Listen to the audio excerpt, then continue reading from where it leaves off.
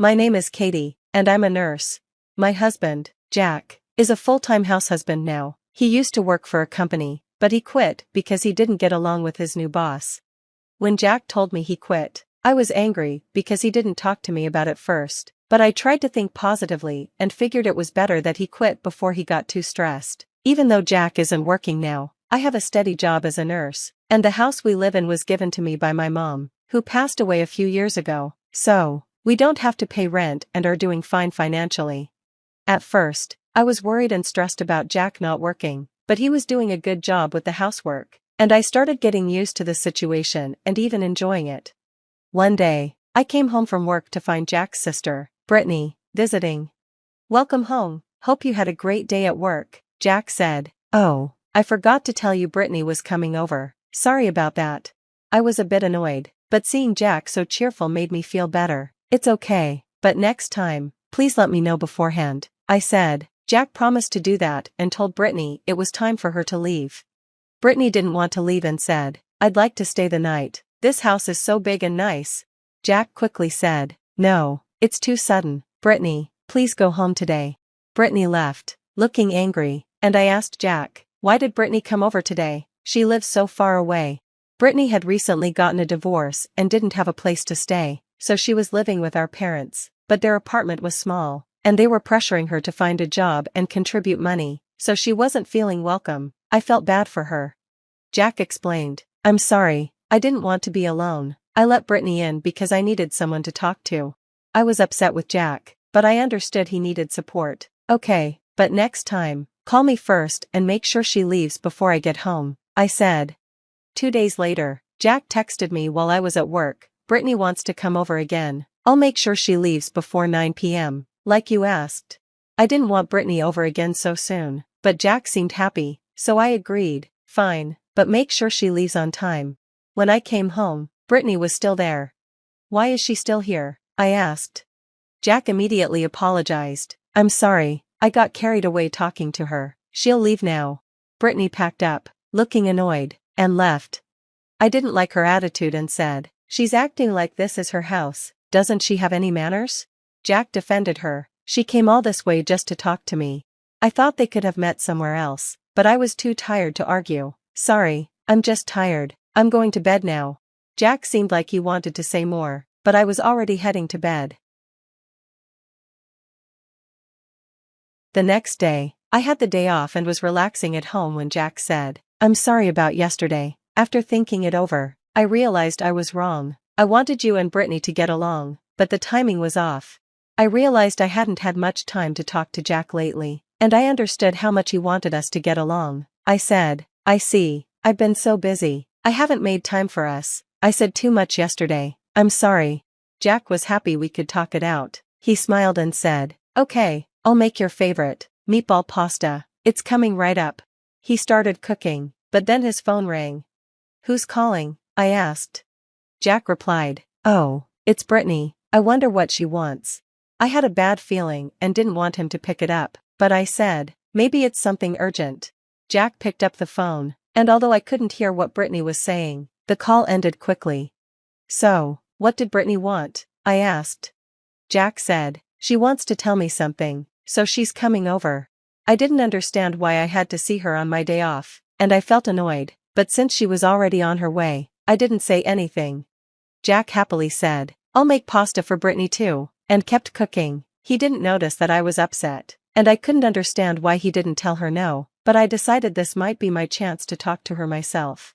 About 10 minutes later, the doorbell rang. Since Brittany lived far away, I didn't expect her to show up so soon, but when I opened the door, it was Brittany. She had big luggage with her, and I instantly felt uneasy, but I let her in.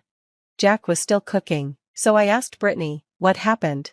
She looked like she had been crying and said, "I got kicked out of my parents' place. They said I can't stay with them because I'm not working. They're horrible, right?" My bad feeling was getting worse as I listened to her. Jack overheard and said, "That's awful. Family is supposed to help each other. They're terrible parents." I was really upset by what Jack said, but since it wasn't my place to say anything, I kept quiet and listened. Brittany said, "I have nowhere to go, so I need to stay here." I really didn't want Brittany to stay with us, and I was about to say something, but before I could, Jack said. Well, if that's the case, she'll have to stay here. We have a spare room, so she can stay with us from today. I gave Jack a glare, and he said, Why are you looking at me like that? Brittany needs help. I couldn't take it anymore and said, What are you talking about? Don't make decisions without talking to me. You're not working, and Brittany isn't either, right? I can't support both of you on my own. Suddenly, something hit me on the head, and I didn't know what happened. Then I heard Brittany laughing and saying, Jack, don't throw an egg at her. When I touched my hair, I realized there were eggshells in it. Jack said, It's your fault, Mary, you need to be nicer to Brittany. Then he added, If you keep acting like this, we'll get divorced, and if we do, you'll have to leave the house, you know? Jack looked at me with a proud smile, and Brittany looked at me with a smug expression. They thought I was going to give in, so they asked, Mary, are you going to apologize? Go take a shower, and then we can eat the meatball pasta Jack made and talk about how we're all going to live together. Jack happily went back to finishing lunch, and Brittany sat on the couch, relaxing and watching TV. I had a lot to say, but for now, I just grabbed Brittany's luggage and threw it off the balcony. They were shocked by what I did and asked, What are you doing? Are you crazy? Jack panicked and told me to go get the luggage, but I said, Why should I? This is my house. I won't let you do whatever you want anymore. Jack said, What are you talking about? This is our house, as husband and wife. This is my house too, and I'm letting my sister stay here. I just laughed and said, What's so funny? This house was given to me by my mom, so you have no right to it. Jack and Brittany were both surprised and said, Wait, really? But even if that's true, since we're still married, it doesn't matter. They started mumbling, so I said, This house is mine. If you want to live with your sister so badly, then rent a house and live with her. And why should I support two people who don't work? I told Jack, You used to work hard before you quit, so I didn't say anything, but lately, you're not doing any housework either. Honestly, I'd rather live alone. Jack seemed shocked by what I said and replied, Oh, so that's what you've been thinking? I said, I don't want a husband who doesn't take care of the family and can't even thank me for working and supporting us. Just then, Jack pulled out a divorce paper. I thought it was strange that he had it ready, and I realized that Brittany had probably planned this all along. I've already filled out my part, so all you have to do is fill in yours. I'll give you some time to think. When you're ready to apologize, just contact me. Okay, they replied, and left. I quickly took a shower, signed the divorce papers, and went to submit them. I figured my husband only showed me the divorce papers to scare me, even though it was Brittany's idea. Jack went through with it, and I didn't want a husband who would do that to me. A few days later, Jack called and asked, Are you ready to apologize? I was so angry and didn't want to waste time on this. Shouldn't you be the one calling me first? I replied. Jack sounded like he was looking down on me, so I said, What do you mean? Why am I calling you? Why should I contact you? A stranger to me now? He didn't seem to understand the situation, so I decided to be clear. I've already submitted the divorce papers, and it's finalized, so now we're strangers. Oh, and I sold the house. Even if you want to come back, it doesn't matter. I also quit my job and am starting fresh somewhere else. And by the way, I sent all your stuff to your parents' house. It should be arriving soon. I'm not sure, though, because their place is so small. Will everything fit? Jack seemed confused and angry on the phone. I could hear him arguing with someone. Anyway, you were the one who wanted a divorce, right? I have nothing more to say to you. I'm blocking you now. Goodbye. Jack yelled something, but I hung up and blocked his number. A few months later, I visited the place where I used to live. On my way home, I stopped by a supermarket and saw someone who looked like Jack, working there. He seemed to have made a mistake at work, and a younger woman was telling him, How many times do I have to explain this to you? Don't make me repeat myself. Other workers were laughing at him, and I felt a little sorry for him, but I reminded myself that he was a stranger to me now. Maybe if Jack had thought more about how to handle his sister, things wouldn't have turned out this way. But now, I'm happy I divorced him. I'm enjoying my life on my own.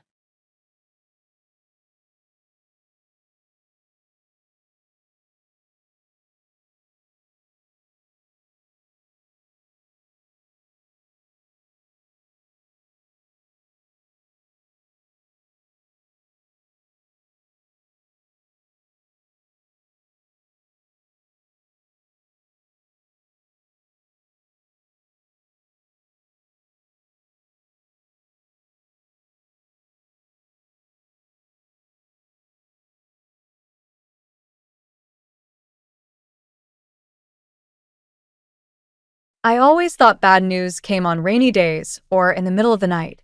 Instead, it arrived on a perfect Tuesday morning in October, right after I closed a major account that would probably earn me partner by the end of the year. My name is Callie, and this is the story of how I lost everything and found myself in the process. Mrs. Monroe, could you come back in? Dr. Chen's voice carried none of the warmth from our usual checkups. I'd known her for years. She'd helped me through migraines and stress-related insomnia as my career took off. But this was different. I smoothed my skirt and followed her back into the examination room, my heels clicking against the linoleum floor. The sound echoed in my ears, somehow louder than usual. The blood work showed some concerning markers, she said, pulling up images on her computer. And the follow-up tests confirmed what we suspected. My phone buzzed in my purse. Probably Gavin, asking about dinner plans. We were supposed to celebrate my win tonight at that new French place downtown. I let it go to voicemail.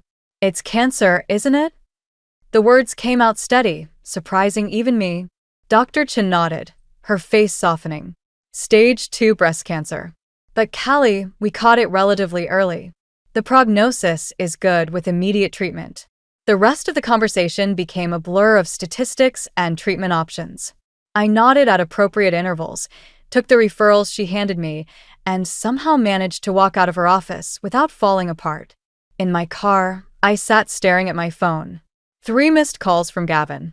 I should call him back, tell him everything. Instead, I found myself dialing Tessa. You've reached the fabulous Tessa Caldwell. Leave a message. I hung up without speaking. What would I even say? Hey, best friend, guess who just joined the cancer club? My phone lit up again. Gavin. Hey babe, his voice came through, distracted as usual. We still on for tonight? I invited Marcus to join us. Hope that's okay. He's had a rough week. Marriage troubles again. I watched a couple walk past my car, holding hands and laughing about something. They looked so normal, so unaware that someone's world was imploding 20 feet away from them. Callie? You there? Yeah, I managed. About tonight. I'm not feeling great. Maybe we should reschedule. Seriously? Come on, you've been talking about this celebration for weeks. Marcus already changed his plans to join us. Something in his tone made me pause. The slight edge of annoyance, the way he emphasized Marcus's accommodation rather than asking if I was okay. I just got some bad news, I said carefully. I really need to talk to you. Alone. Bad news? What happened? Did the Peterson account fall through? No, the account's fine. It's about my health. Can you come home early? The silence on the other end stretched just a beat too long. Yeah, sure. I'll cancel with Marcus. But you're sure you're okay? Nothing serious? I watched another couple walk by, this time an elderly pair. The man held his partner's arm, guiding her carefully around a crack in the sidewalk. I don't know yet, I lied. We'll talk at home. After hanging up, I sat there for another 15 minutes, watching people pass by. Each of them carrying their own stories, their own secrets, their own fears. I wondered how many had sat in their cars just like this, trying to figure out how to tell their spouse that everything was about to change. Finally, I started the engine. As I pulled out of the parking lot, I caught a glimpse of myself in the rearview mirror. I looked exactly the same as I had this morning, same carefully applied makeup, same professional smile. But something had shifted, like a photograph slightly out of focus. The woman looking back at me wasn't quite the same person who had walked into Dr. Chen's office an hour ago. I had no idea then that the cancer would turn out to be the least of my problems. I'd always thought Gavin and I were good at talking through problems. That night proved me wrong. He came home late, takeout bags in hand instead of the French cuisine we'd planned on. The smell of greasy Chinese food turned my stomach. I got your favorite, he said, setting the bags on our granite counter. Sweet and sour chicken, extra sauce. I stood in our kitchen, still in my work clothes, the doctor's referral papers burning a hole in my purse. I'm not really hungry. Come on, you need to eat. Whatever's wrong, we can figure it out. He started unpacking containers, not looking at me. The Peterson account is solid. If something else went wrong at work. I have cancer, Gavin. The container of rice slipped from his hands, spilling across the counter. Neither of us moved to clean it up. What? He finally turned to face me. That's not possible. You're too young. I laughed, a hollow sound that surprised us both. Apparently not. He ran his hands through his hair, a nervous habit I used to find endearing. Now it just reminded me of how he dodged my calls all afternoon. What's the treatment plan? How much will this cost? Does your insurance? Really? That's your first question? The words came out sharper than I intended. Not "are you okay?" or "how are you feeling?" I'm trying to be practical here, he said, his voice rising slightly. Someone has to think about the logistics. The distance between us felt wider than the kitchen island separating us. I watched him fidget with his wedding ring, twisting it around his finger. Dr. Chin referred me to an oncologist, I said, pulling out the papers. I have an appointment next week. Stage 2 breast cancer. They caught it early. Gavin nodded, but his eyes kept darting to his phone on the counter. It buzzed with an incoming text. He reached for it automatically. Don't, I said quietly. Please, just be here with me for 5 minutes. He pulled his hand back like the phone had burned him. Sorry. Force of habit. Marcus has been dealing with some stuff at work and I don't care about Marcus. The force of my own voice startled me. I'm your wife and I just told you I have cancer. Can you please just hold me? Tell me we'll get through this? He came around the island then, wrapping his arms around me. But something felt off. His embrace was stiff, mechanical, like he was following a script for supportive husband, but couldn't quite remember his lines. We'll figure this out, he said into my hair. I promise. His phone buzzed again. And again. This time, he pulled away to check it. Marcus is having a crisis, he said, already typing a response. His wife found some messages on his phone and he needs to talk to his best friend. Right now. When your wife just told you she has cancer. I stepped back, suddenly cold despite the warm kitchen. Go ahead. He clearly needs you more than I do. Kelly, don't be like that. You know I'm here for you. But I can't just ignore my friends when they need help. Like you ignore my calls all afternoon? He had the decency to look guilty. I was in meetings. Important ones. You know how it is. I did know. I'd been in plenty of important meetings myself. But I'd always stepped out for his calls, always put him first. When had that stopped being mutual? Go, I said, turning away to gather the scattered rice. Go help Marcus with his marriage crisis. I'll be fine here, planning my cancer treatment alone. You're not alone, he protested, but he was already grabbing his keys. We'll talk more tomorrow, okay? When things are calmer? I didn't answer. The front door closed behind him with a soft click that felt oddly final. Standing in our pristine kitchen, surrounded by spilled rice and cooling takeout, I realized something that should have been obvious long before my diagnosis. My marriage was already sick. The cancer had just exposed the symptoms. I pulled out my phone and dialed Tessa's number again. This time, when it went to voicemail, I left a message. Hey, it's me. I need you. Everything's falling apart, and I don't think Gavin's going to be here to help pick up the pieces. Tessa showed up at my first chemotherapy session with 2 cups of ginger tea and a look I knew too well, the one that meant she had something to say that I wouldn't want to hear. He didn't come with you? She settled into the chair beside my treatment recliner, scanning the room as if Gavin might be hiding behind one of the privacy curtains. Working, I said, adjusting the 4-line in my arm. Big presentation today. Right. Because those are so much more important than your first chemo session. She handed me one of the teas. Have you noticed anything odd lately? I took a sip, grateful for the warm liquid against the metallic taste already forming in my mouth. You mean besides my husband becoming a ghost in our marriage? Marcus's wife left him last week, Tessa said carefully, watching my face. Apparently, he's been staying at a friend's place. I know. Gavin mentioned it. The tea suddenly felt too hot in my hands. What aren't you telling me? A nurse passed by, checking my vitals. I forced a smile. pretending this was just another casual conversation between friends. Sarah, from accounting? She saw Gavin and Marcus at Riverside Cafe yesterday. Tessa paused, her fingers tightening around her cup. They weren't alone. It was probably a business lunch, I said, but my voice sounded hollow even to me. There was a woman with them. Young, blonde. Sarah said she seemed familiar with them both. Tessa leaned closer. And she was wearing your favorite scarf. The blue Hermes one Gavin gave you for your anniversary. The room tilted slightly.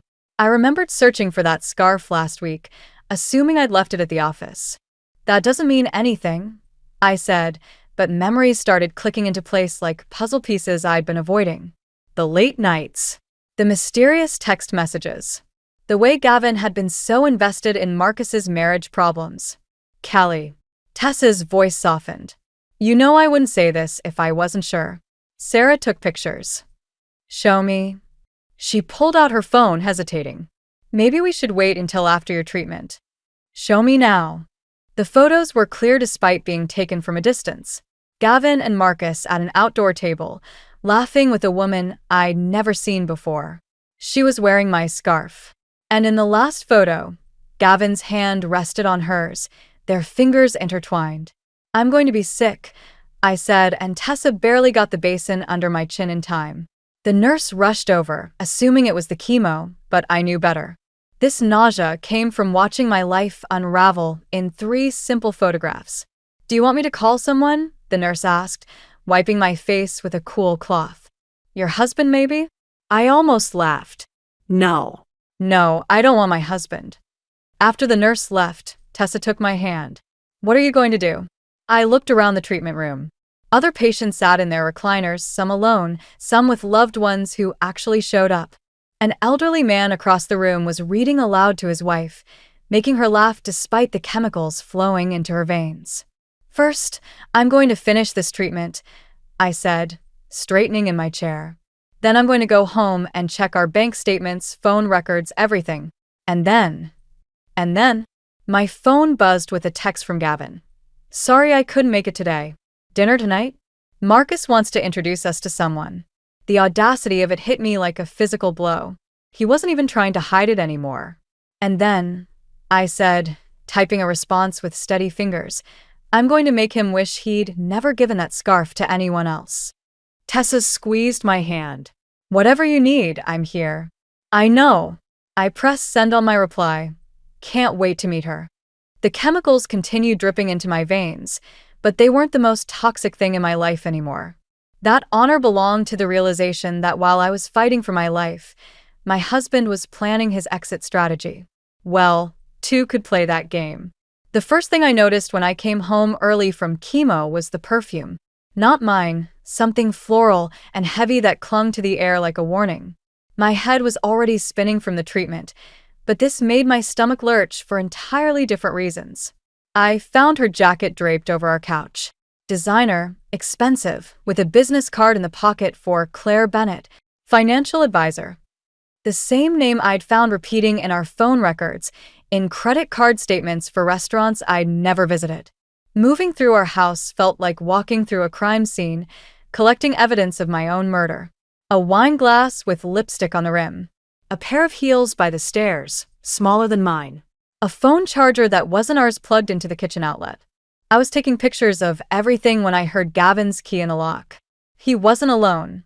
Just let me grab some files. His voice carried from the entryway. Then we can head back to the office. Your house is gorgeous, a woman replied. The realtor wasn't exaggerating. I stepped into the hallway, still holding my phone. Gavin froze. The blonde woman behind him, wearing my scarf, of course, had the decency to look embarrassed. Callie, Gavin said, recovering quickly. You're home early.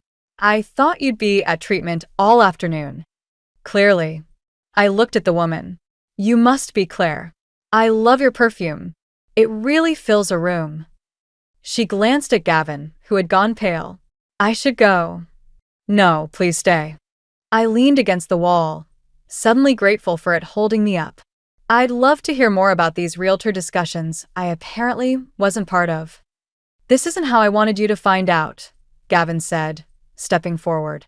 With everything you're going through, you thought adding homelessness to my cancer diagnosis might be too much? Claire backed toward the door. I'll wait in the car. Good idea, I said, not looking at her. Though you forgot your jacket. And your shoes. And whatever else you've left here while I was fighting for my life.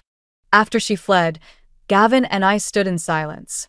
I could hear the neighbors' kids playing outside, their laughter a surreal backdrop to this moment. I can explain, he started. Can you explain the realtor? My voice was steadier than I felt. Because that suggests this isn't just an affair. That suggests you've been planning this. He ran his hands through his hair, that familiar gesture I used to love. I've been thinking about this for a while. Before your diagnosis.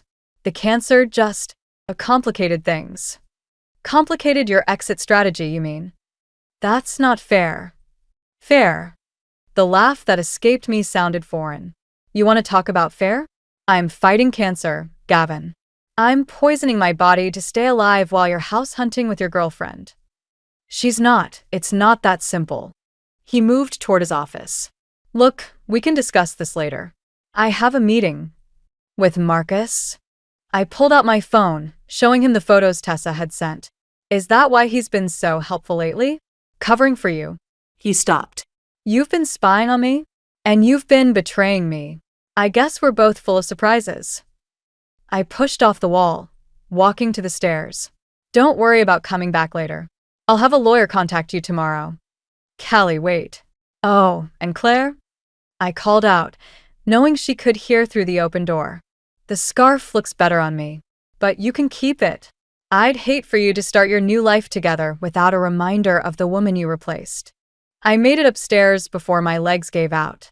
Sitting on our bed, my bed now, I heard them leave, heard Claire's voice asking questions I couldn't make out. Gavin's responses were muffled, but his tone was defensive. Always the victim, even when he was the villain. My phone buzzed. A text from Tessa. Do you need me? I looked around the room, at the life Gavin and I had built.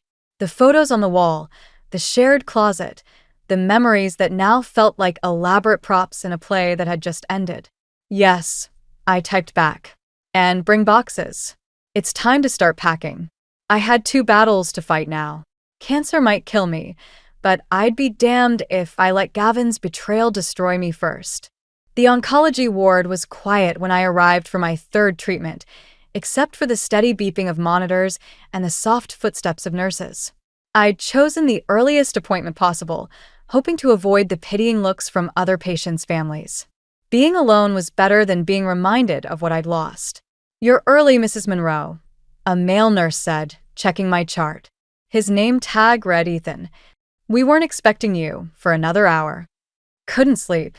I did mention that I'd spent the night sorting through divorce paperwork in my new apartment. And it's just Callie now. He nodded, starting my 4 with practice deficiency. Sometimes the quiet hours are the best ones. Less chaos. Less everything. I agreed, watching the clear liquid drip into my veins. Though I wouldn't mind some chaos right now. Might distract from. I gestured vaguely at everything. The 4, the sterile room. My reflection in the window showing hair that was already starting to thin. Careful what you wish for, Ethan said, just as my phone lit up with an incoming call. My mother's name flashed on the screen. Speaking of chaos, I muttered, declining the call. It immediately rang again. Persistent chaos, Ethan observed, adjusting my drip rate. I sighed and answered. Mom, I'm in treatment. Why didn't you tell us? Her voice cracked. We had to hear from Margaret at church that Gavin's engaged? To some financial advisor? The room tilted slightly. Ethan must have noticed something in my face because he quickly brought over a basin, but I waved it away. That's not possible, I said. We're not even divorced yet. Well, tell that to Claire's Instagram. The ring is bigger than the one he gave you. My fingers found the empty space on my left hand where my wedding ring used to be. I'd pawned it last week to pay for the apartment deposit. Mom, I need to go. Your father wants to talk to him. Man to man. No, I said sharply. No one is talking to anyone. I'm handling this. But, sweetheart, I have to go. The nurse needs to check something. I hung up, hands shaking. Ethan pretended to be busy with my chart, giving me a moment to compose myself. Finally, he said, I've noticed something about cancer patients. What's that? The ones who try to handle everything alone? They're usually the strongest ones.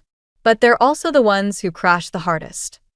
I looked up at him, ready to defend myself, but there was no judgment in his eyes.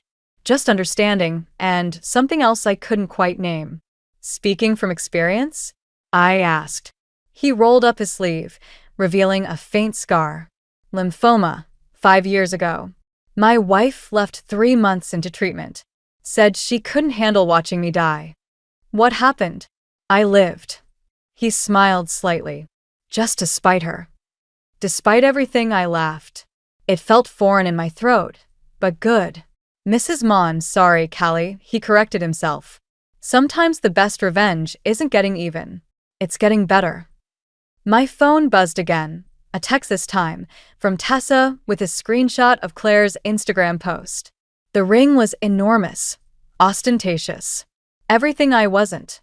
Better, I repeated, staring at the image. What if I want both? Ethan checked my 4-1 last time. Then maybe you need a better plan than handling it alone. I looked up at him, really looked at him for the first time. He was younger than I'd initially thought, with kind eyes and steady hands that had probably seen more battles than mine. Got any suggestions? Actually, he said, pulling out a business card, there's a support group that meets here on Thursdays. Not just for cancer patients, for anyone whose life has been blown up and needs help rebuilding. No pressure, but... I took the card, turning it over in my hands. On the back, he'd written his personal number. Just in case you decide chaos is overrated, he said quietly, before moving on to his next patient. I watched him go, then looked back at my phone. Claire's perfectly manicured hand sparkled up at me, wearing a ring bought with money that was partially mine. Getting better. Getting even. Maybe I could do both. I had planned on attending Linda and Harold's 40th anniversary party. But when I learned Gavin and Claire would be there, something inside me snapped. Maybe it was the chemo making me reckless, or maybe I was just tired of hiding. My hair had started falling out in clumps that morning. Instead of crying, I'd called my stylist and had her shave it all off. Now, standing in my former in-law's backyard in a dress that hung too loose on my frame, I felt everyone's eyes on my bare head. You came, Linda whispered, hugging me carefully. We weren't sure. I wouldn't miss it, I said, watching Gavin's face across the yard as he registered my presence. Claire clutched his arm, her ring catching the afternoon sun. Some things are worth fighting for. The party continued around us like a surreal play. People making small talk, avoiding the obvious drama unfolding. I moved through the crowd, accepting hugs and deflecting questions about my health, my divorce, my life. You shouldn't be here, Gavin said, finally approaching me by the drinks table. This is inappropriate. Inappropriate. I poured myself a ginger ale, proud that my hands didn't shake. Like proposing to your mistress before your divorce is final? Keep your voice down. He glanced around nervously. This isn't the time or place. When is the time, Gavin? When I'm dead. Is that what you're waiting for? The conversation around us stuttered to a halt. Claire appeared at his elbow, trying to pull him away. That's not fair, he said, but his eyes wouldn't meet mine. You know that's not fair. The word tasted bitter. Was it fair when you were house hunting with her while I was getting pumped full of poison? Was it fair when you used our joint accounts to buy that ring? I earned that money too, he snapped. I spent years living in your shadow, watching you climb the corporate ladder While you what? Planned your escape? Built your backup life? Callie. Linda appeared beside me, her face tight with concern. Maybe we should go inside. No. I straightened my spine, feeling dizzy, but refusing to show it. I want everyone to hear this. I want them to know exactly who they're celebrating with. The yard had gone completely silent. Even the birds seemed to be holding their breath. You want to talk about fairness, Gavin? Okay. Let's talk about how you waited until I was literally fighting for my life to show your true colors. Let's talk about how you're playing happy families with Claire while I'm selling my jewelry to pay for treatments. That's enough, he growled, but I saw something crack in his expression. You're right, it is enough. I set down my glass, suddenly exhausted. I'm done being the victim in your story. I'm done being the inconvenient wife you had to escape from. I turned to leave, but my legs betrayed me. The world tilted, and I felt myself falling. Strong arms caught me, not Gavin's but Harold's.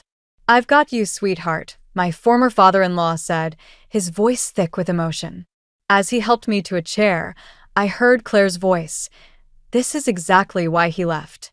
She's always been so dramatic. The sound of a slap cut through the air. I looked up to see Linda standing over Claire, her hand still raised. Get out of my house, Linda said quietly. Both of you. Mom, Gavin started. Don't you dare call me that. Not after what you've done. I watched through blurring vision as Gavin and Claire left, the party dissolving into shocked whispers and hurried goodbyes. My victory felt hollow, tasting of ash and chemotherapy. I shouldn't have come, I whispered to Harold, still holding my arm. I've ruined everything. No, child, he said, his weathered hand covering mine. Sometimes things need to break completely before they can heal properly. But sitting there, too weak to stand, watching my former life crumble around me, I wondered if there was anything left worth healing. The cancer was spreading despite treatment, my career was on indefinite hold, and now I'd lost the only family I'd had for the past decade. Rock bottom, I realized, wasn't a place.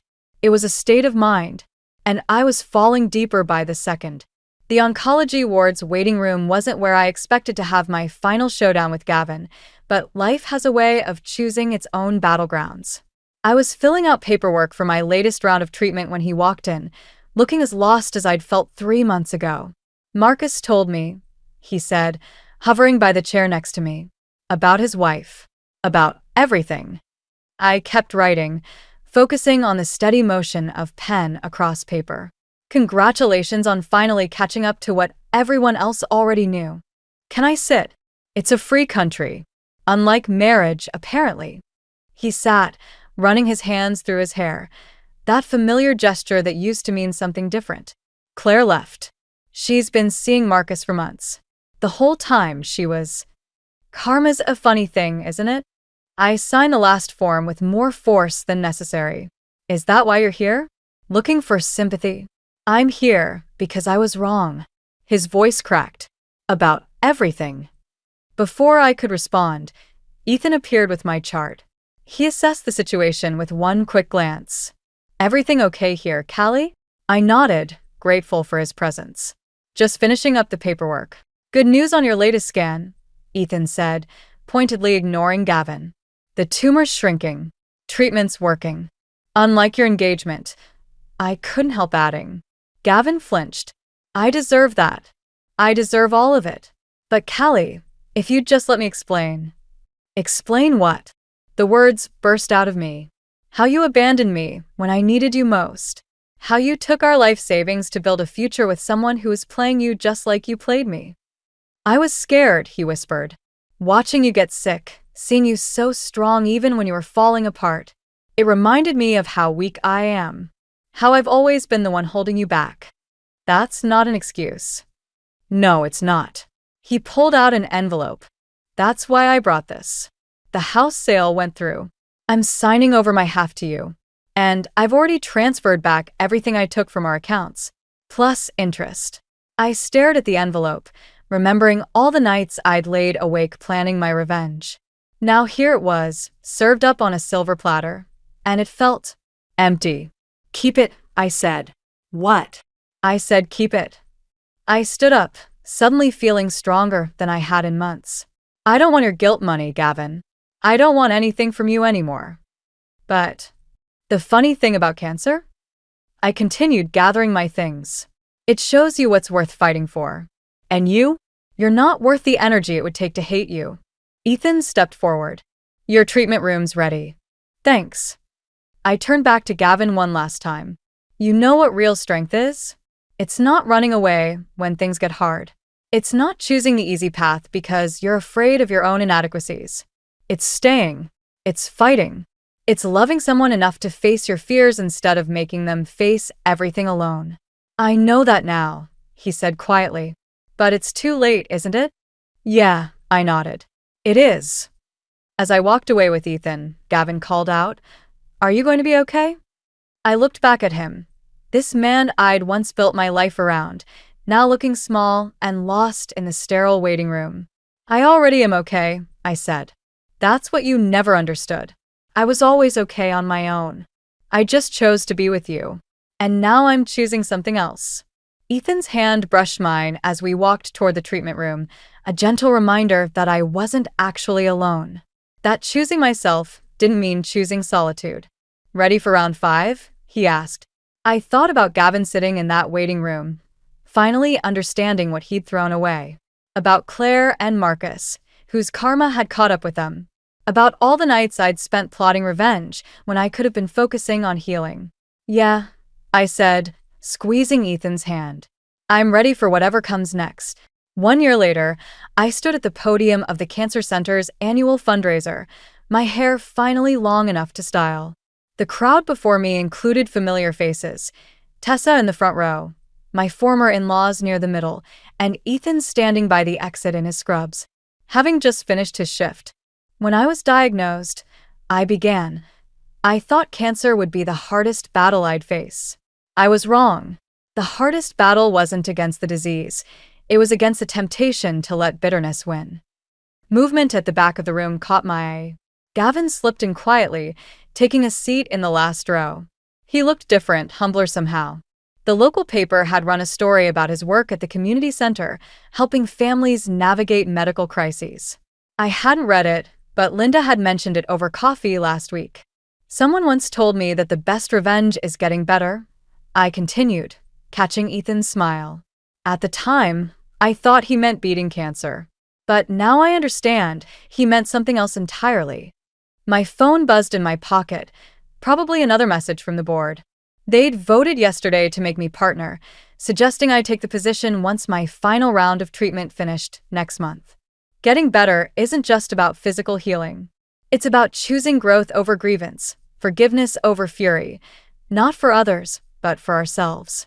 It's about recognizing that sometimes the things that break us apart are actually showing us who we really are. In the audience, Tessa wiped away tears, squeezing her husband's hand. She'd met him at one of my support group meetings, another caregiver learning to rebuild after loss. Their wedding last month had been small, perfect, and completely drama-free. Today, I'm not just celebrating being cancer-free. I'm celebrating being free from the weight of wanting revenge, from the burden of bitterness. And I'm grateful, yes, grateful, for every step of this journey, even the painful ones, especially the painful ones. After the speech, during the mingling and silent auction, Gavin approached me. He looked nervous, clutching a small gift bag. "You look well," he said. "I am well." I noticed he wasn't wearing his wedding ring anymore. Neither was I. I have something for you." He handed me the bag. I found it while cleaning out my mom's attic. Inside was a faded photograph from our first date, both of us laughing at some forgotten joke, full of hope and possibilities we couldn't yet imagine. "I thought you might want to burn it," he said quietly. "Part of your healing process, or whatever." I studied the photo, remembering that evening. We'd been so young, so certain about everything. "Actually," I said, handing it back, "I think you should keep it. We both need to remember who we were, to understand who we've become." He nodded, understanding flickering across his face. "You really are better, aren't you? Not just the cancer, everything." "We both are, I think." I glanced at Ethan, who was pretending not to watch us. Sometimes better just means different than we planned. As Gavin walked away, Ethan joined me, his hand finding mine with the easy familiarity we'd developed over countless treatment sessions and coffee dates. "Ready to go home?" he asked. Home. My new apartment, with its view of the park and its walls covered in photos of my chosen family, Tessa and her husband, Linda and Harold. the support group members who'd become friends, and yes, even one small picture of Ethan and me at last month's hospital fundraiser. Actually, I said, I want to make one more stop. We drove to my old house, the one Gavin had signed over to me, the one I'd finally decided to sell. The sold sign swayed gently in the evening breeze. You sure about this? Ethan asked as I walked to the sign. I pulled out a marker and wrote across the bottom, "To new beginnings." Yeah, I said, stepping back to admire my handiwork. Some endings aren't really endings at all. They're just the universe's way of making room for something better. Even if better isn't what you originally wanted? I squeezed his hand, thinking of all the unexpected turns that had led me here. Especially then. I never expected my life to implode over a celebratory dinner. Funny how the universe has a way of pulling the rug out just when you think you've got everything figured out. My name is Avery, and until last night, I thought I had the perfect marriage. 15 years with my college sweetheart, Elliot, and we'd finally paid off our mortgage. I'd spent the afternoon preparing his favorite meal, beef Wellington with roasted vegetables. His father Henry was coming over to celebrate with us, and I wanted everything to be perfect. The first sign something was wrong came when Elliot texted that he'd be slightly delayed. He was usually punctual to a fault. Henry arrived first, bringing an expensive bottle of champagne and his trademark bear hug. "Where's that son of mine?" Henry asked, helping me arrange the table settings. "Running late," I said, checking my phone again. He said he'd be here soon. The Wellington was starting to dry out when we finally heard Elliot's key in the lock. But the footsteps in the hallway sounded different. There were 2 sets.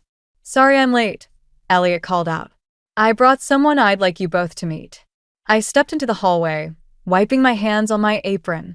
That's when I saw her, tall, willowy, probably mid-20s.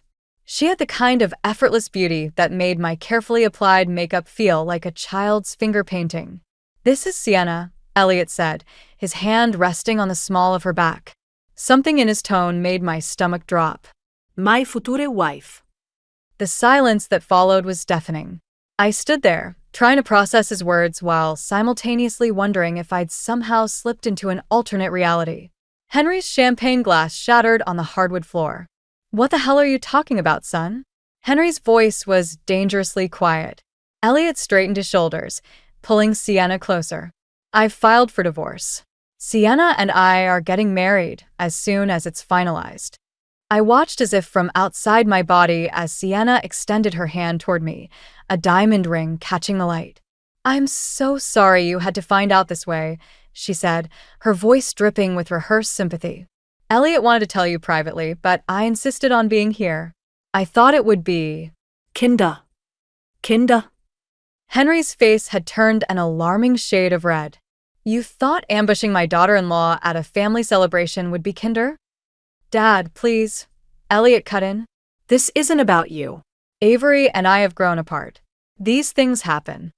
I found my voice then, though it came out barely above a whisper. "Grown apart? When exactly did we grow apart, Elliot? Between breakfast this morning when you kissed me goodbye, or lunch when you texted to say you loved me?" Sienna shifted uncomfortably, but Elliot's face remained impassive. "I've already moved most of my things to Sienna's place. I'll come by tomorrow to get the rest." The smell of burning meat finally registered. The Wellington was ruined. Just like my marriage. Just like the life I thought I had. "The house," I managed to say. "We just paid it off. We'll sell it," Elliot replied smoothly. "Split the proceeds. It's only fair." Henry stepped forward, positioning himself between us. "Fair? You want to talk about fair, son? After this little stunt?" But Elliot was already turning away, guiding Sienna toward the door. "We should go. My lawyer will be in touch, Avery." As they left, I caught Sienna glancing back at me. Something unreadable in her expression. Was it guilt? Triumph? I couldn't tell. But I did notice how her hand trembled slightly as she gripped Elliot's arm. Henry's warm hand found my shoulder. "We'll fight this, sweetheart. Whatever it takes." I nodded, still staring at the door where my husband had just walked out with his future wife. The funny thing was, beneath the shock and heartbreak, Another emotion was starting to surface, one that surprised me with its intensity. Rage. I spent that first night at Henry and Linda's house, curled up in their guest room like a teenager who just had her heart broken at prom. Only this was so much worse. This was 15 years of my life going up in flames. Linda brought me chamomile tea and sat on the edge of the bed, her presence as comforting as it had been since the day I met her. I always thought if any of my children were going to do something stupid, it would be Rachel or Tom, she said, referring to Elliot's siblings. Never Elliot. I keep thinking I must have missed something, I said, wrapping my hands around the warm mug. Some sign that he was unhappy. Don't do that to yourself. Linda's voice was firm. Sometimes people just change. Or maybe they show you who they really were all along. Henry appeared in the doorway, his phone in hand. His face was tight with anger. Just got off the phone with Elliot. He's already moved most of his things out of the house.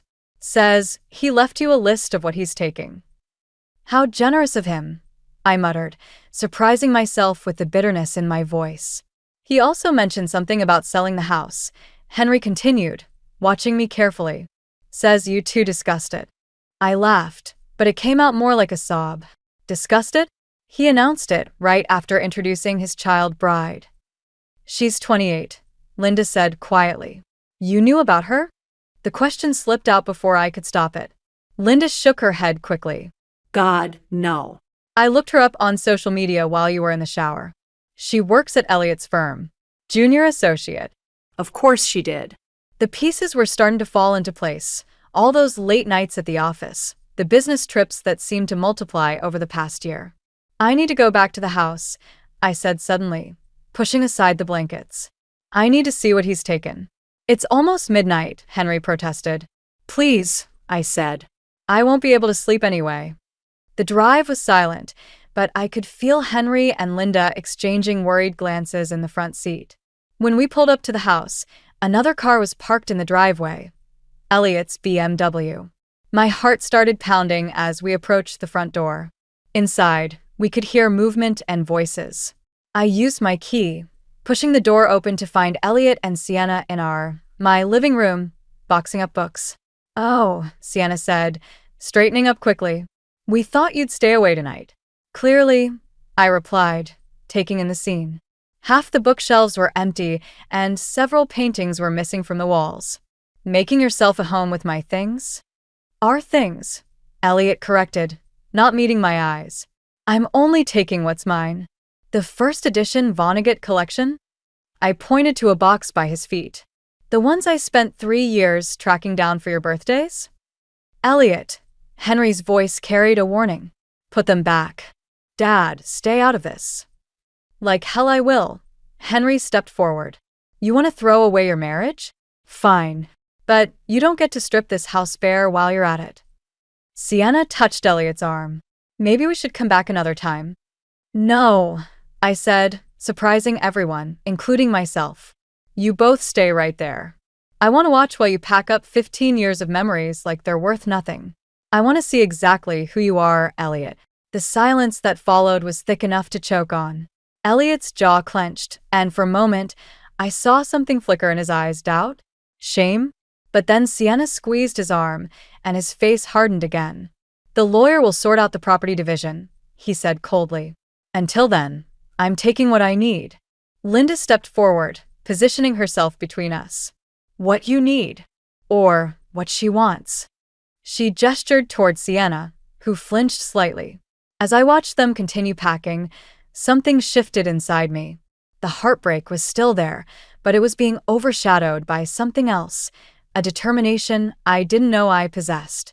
Take whatever you want, I said quietly. But remember this moment, Elliot.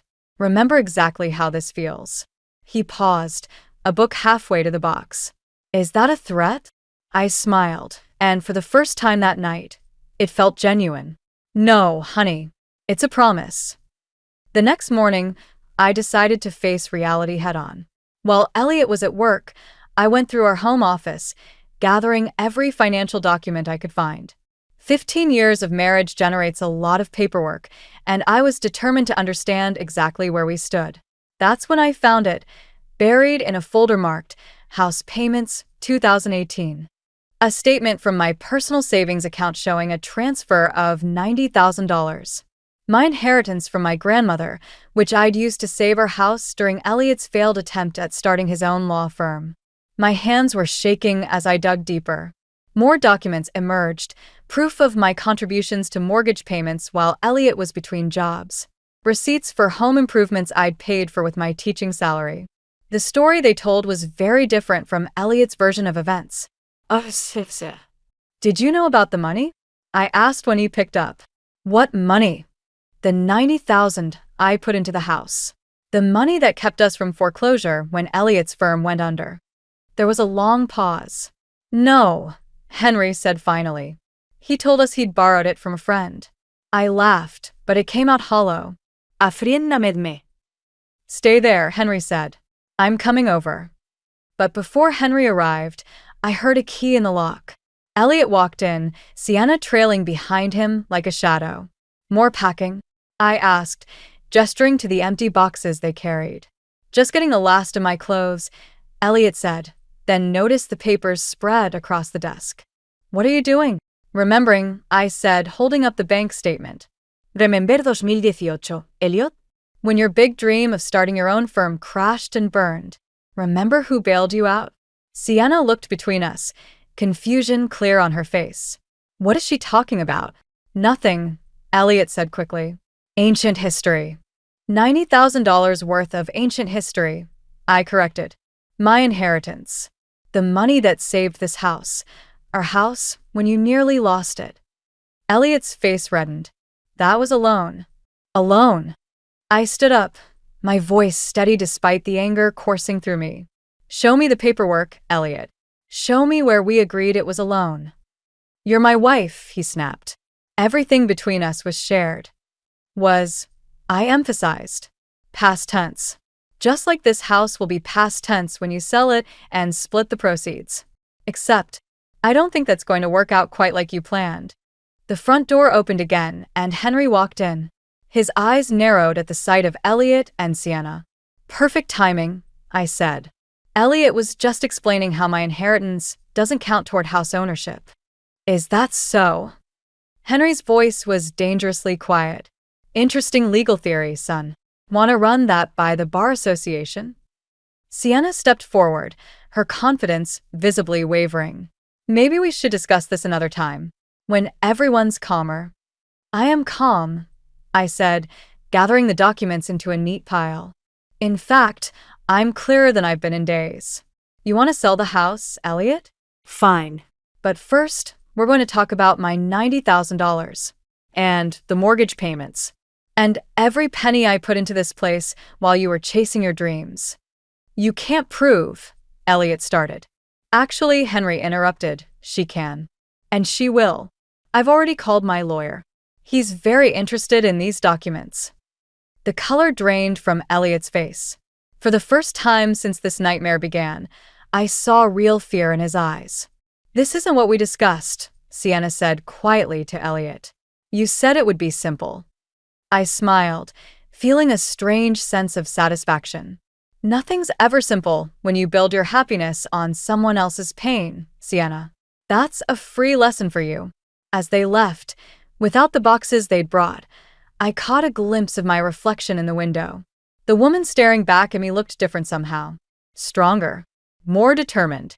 Henry squeezed my shoulder. You okay? No, I admitted. But I will be. And so will my house. The papers on the desk represented more than just money now. They were proof that I wasn't just a victim in Elliot's story. I was the author of my own. And I was just getting started. Henry's lawyer, Marcus, spread the documents across his mahogany desk like he was dealing cards. Each paper told a piece of our story, my story, but it wasn't until I saw them all together that I realized just how much of myself I'd poured into that house. The good news, Marcus said, adjusting his reading glasses, is that we have clear documentation of your financial contributions. The bad news is that Elliot's already filed for divorce, citing irreconcilable differences. Linda, who'd insisted on coming with me, leaned forward. But that doesn't change Avery's claim to the house, does it? Not directly, but… Marcus paused as his phone buzzed. His expression shifted as he read the message. Well, this is interesting. Elliot just listed the house for sale. My stomach dropped. He can't do that without my signature. Actually, he can. He's listed his intention to sell his portion of the property. And he's already received an offer. I gripped the armrests of my chair, trying to steady myself. From who? The buyer's name is redacted, but the offer is well above market value. Marcus removed his glasses. This feels calculated, Avery. Like someone's trying to force your hand. A memory surfaced, Sienna mentioning her family's real estate business during that awful dinner. The pieces clicked into place. It's her, I said. Sienna's family is trying to buy me out. Linda's hand found mine. You don't have to sell. No, but they can make my life difficult until I do. I stood up, needing to move. This was their plan all along, wasn't it? Get the house. Erase me completely. Marcus shuffled through more papers. There's something else you should see. He handed me a bank statement, Elliot's personal account. Notice the transfers starting last year? I scanned the document, my vision blurring as I processed what I was seeing. Regular transfers to an offshore account, starting just after I'd received my second inheritance following my aunt's death. He's been moving money, I whispered. My money. We can't prove it yet, Marcus said gently. But the timing. The timing is exactly when I told him about Aunt Sarah's inheritance. My laugh sounded hollow even to my own ears. He wasn't just planning to leave me. He was stealing from me. Linda stood up, her face flushed with anger. That son of a… A knock at the door interrupted her. Henry entered, looking grave. Sorry I'm late. I just had an interesting conversation with Rachel. Elliot's sister? I asked. What did she say? Apparently, Sienna's been bragging at work about their plans for the house. They're going to tear it down, build something new. She called it erasing the past to build their future. The room spun slightly. That house wasn't just property. It was where I'd planted my grandmother's roses, where I'd nursed Elliot through pneumonia, where I dreamed of raising our children. No, I said, surprising myself with the firmness in my voice. They don't get to erase me. Marcus leaned back in his chair. What do you want to do? I looked at the documents spread across his desk, proof of my contributions, my sacrifices, my life. Then I thought about Sienna's smug smile, Elliot's cold dismissal of our years together. I want everything, I said. The house, the money he stole, all of it. And I want them to remember what it feels like to have something taken from you. Henry stepped forward. I might be able to help with that. I still have connections at the firm's board of directors. And they'd be very interested in knowing about those offshore transfers. Are you sure? Linda asked him. He's still our son. Henry's face hardened. No son of mine steals from his wife and tries to destroy her home. We raised him better than that. I gathered the documents, my hands steady now. Marcus, what's our next move? He smiled, and there was something predatory in it. We go to war. As we left the office, I caught my reflection in the window again. The woman looking back at me wasn't just angry anymore. She was dangerous. And for the first time since this nightmare began, I felt truly powerful. Elliot wanted to erase our past? Fine. But first, I was going to make damn sure he remembered it. Sunday brunch wasn't my idea. Linda suggested it, with that gleam in her eye that told me she was plotting something. We're still family, she said. And family shows up. That's how I found myself sitting across from Elliot and Sienna at the Grove, the restaurant where we'd had our rehearsal dinner 15 years ago. Henry and Linda flanked me like bodyguards, while Rachel, Elliot's sister, completed our awkward party. The house is looking lovely, Linda said, stirring her coffee. Those new curtains in the living room are interesting. Sienna brightened. Thank you. I picked them myself. The old ones were so dated. The ones Avery's grandmother made?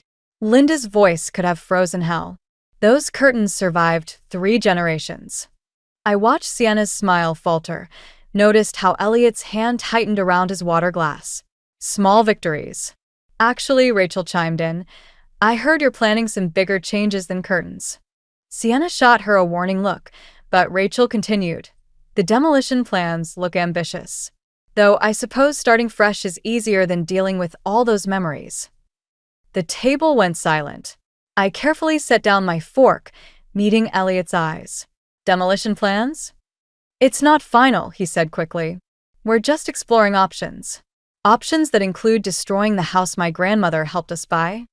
My voice remained steady, even as my hands shook under the table. The house where your father taught you to fix that squeaky floorboard in the hallway? Where your mother planted her prize-winning roses?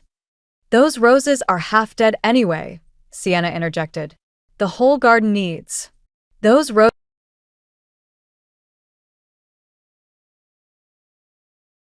Tending those bushes longer than you've been alive, young lady. Sienna flushed. I didn't mean. Yes, you did, I said quietly. You meant exactly what you said. Just like you meant it when you told your colleague that erasing the past was the only way to build your future. Elliot's head snapped up. How did you? Word gets around, Rachel said, sipping her mimosa. Especially when someone's bragging about their renovation plans at the company holiday party. This is ridiculous, Sienna pushed back from the table. We don't need permission to change our house. Your house? Linda's eyebrows rose. Last I checked, you don't own anything there, dear. Not yet, anyway. The sale is practically final, Sienna snapped. My family's offer. Sienna, Elliot warned, but it was too late. Your family's offer? I leaned forward. So, it was your parents trying to buy me out? Forceseio. Nobody's forcing anything, Elliot said, but his face had gone pale. No. I pulled out my phone, scrolling to the photos I'd taken of those bank statements. Like nobody forced those transfers to your offshore account? The ones that started right after my aunt died. The color drained from his face. Sienna looked between us, confusion clear in her expression. What transfers? She asked. Nothing, Elliot said quickly. It's not what you think, Avery. I think it's exactly what it looks like. Henry's voice was cold. And I think the firm's ethics board will think so too. Sienna stood abruptly. I need some air. As she walked away, Elliot glared at me. Are you happy now? Destroying my relationship like I destroyed yours. No, Elliot, I said, standing up. I'm not happy, but I am done playing nice. You want to erase our past? Fine. But first, you're going to pay for it. Every penny you took, every memory you tried to steal, I'm coming for all of it. Rachel raised her glass. Now that's the sister-in-law I remember. Walking out of the restaurant, I felt lighter somehow. Let them tear down the house. Let them try to erase everything we built. Because now I had something better than a home. I had purpose. And watching Sienna cry in her car while Elliot stood helplessly beside it, that was just a bonus. Ready for the next phase? Henry asked as we reached our cars. I smiled, thinking of the documents waiting in Marcus's office. Oh, I'm just getting warmed up. The email from Marcus arrived at 3 a.m. House listing gone. Offer accepted. 3 words that made my world spin. I'd spent the last week gathering funds, liquidating investments, even considering a loan, all for nothing. Elliot and Sienna had won. I drove to the house in the pre-dawn darkness, needing to see it one last time. The garden was already showing signs of neglect. Linda's roses drooping, the lawn overgrown. Through the windows, I could see moving boxes stacked in the living room. My phone buzzed, Rachel calling. Did you hear? She asked without preamble. That your brother sold my life out from under me? Yeah, got the memo. No, Rachel's voice dropped. About Sienna's family. They're not just buying the house, they're buying the whole block. Some massive development project. They've been planning this for months. The pieces clicked into place. Elliot's sudden interest in Sienna, the rushed divorce, the offshore accounts. He knew, I whispered. He knew all along. There's more, Rachel hesitated. The firm's board meeting is tomorrow. They're making Elliot partner. I ended the call, my hands shaking. All those years supporting his career, and now he was getting everything he wanted. The promotion, the younger wife, the fresh start. While I sat in my car, watching the sun rise over the home I was about to lose. A tap on my window made me jump. Henry stood there holding 2 coffee cups. "Thought I'd find you here," he said, handing me one as I got out. "Linda's worried sick." "I'm fine," I lied, wrapping my hands around the warm cup. "Sure you are." He leaned against my car. "That's why you're sitting outside your house at dawn, looking like you haven't slept in days." "It's not my house anymore." No. Henry pulled out his phone, showing me an email. Because according to this, the Brooks family's offer just fell through. Something about irregularities in their financing. I straightened. What? Turns out some anonymous source tipped off their investors about certain ethical concerns. The whole deal's on hold pending investigation. "How did you?" "I may be retired," Henry smiled, "but I still know how to make a few calls." The house goes back on the market today. For a moment, hope flickered. Then reality crashed back. I still can't afford it. Not a loan. Who said anything about a loan?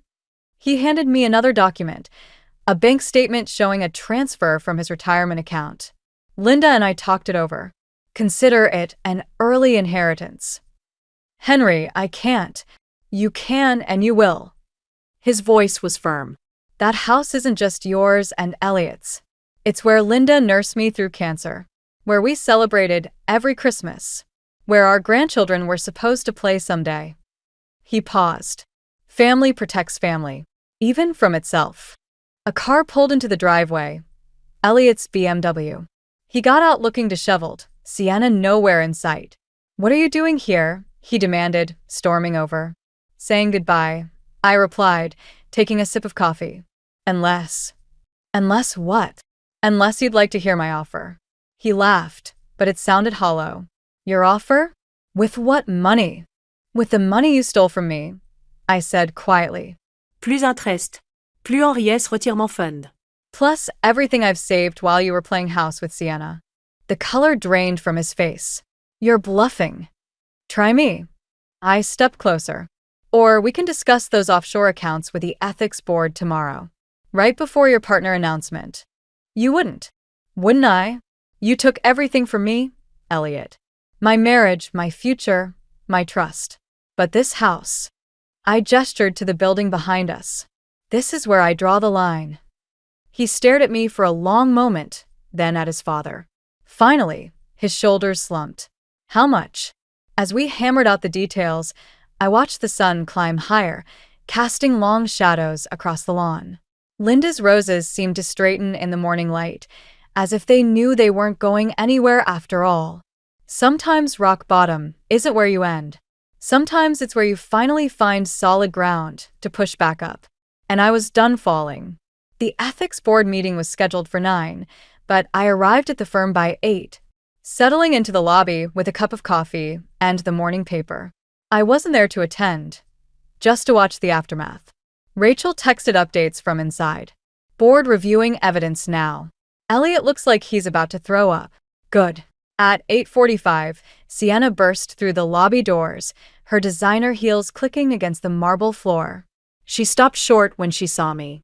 "What are you doing here?" I folded my paper carefully. "Waiting." "For what?" "To see him lose everything." Her voice cracked slightly.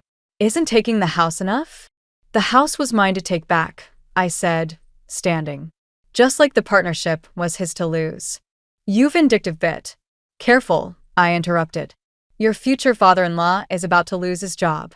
Might want to watch what you say to the person who is proof of your family's illegal development schemes." The color drained from her face.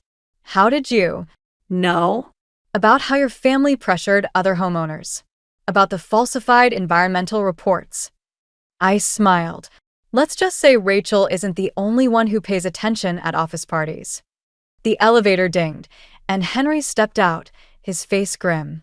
"It's done." Sienna rushed past him toward the boardroom. Through the lobby windows, I could see Elliot emerging from the building's side entrance, his tie loose, his jacket missing. "Go," Henry said softly. "End this." I found Elliot in the parking garage, sitting on the concrete steps, his head in his hands. He looked up as I approached, and for the first time since this began, I saw my husband, not the stranger who'd replaced him. Happy now? He asked, his voice hollow. No. I sat beside him, leaving space between us. I wanted you to feel what I felt, to know what it's like to have everything stripped away. But now. I gestured to his defeated posture. It doesn't feel like victory. They're launching a full investigation. The offshore accounts, the development deals, everything. He laughed bitterly. Sienna's family is probably already distancing themselves. Can't have their daughter married to a disgraced lawyer. Is that what you wanted? To be part of their world. I wanted. He paused, struggling. I wanted to be more than the scholarship kid who married his college sweetheart. More than the son who needed his father's connections to get ahead. So you became the man who betrayed everyone who loved him instead. He flinched. I never meant. To hurt me? To steal from me? To destroy your home. I stood up. The funny thing is, Elliot, you already were more. You were the man I believed in. The partner I supported.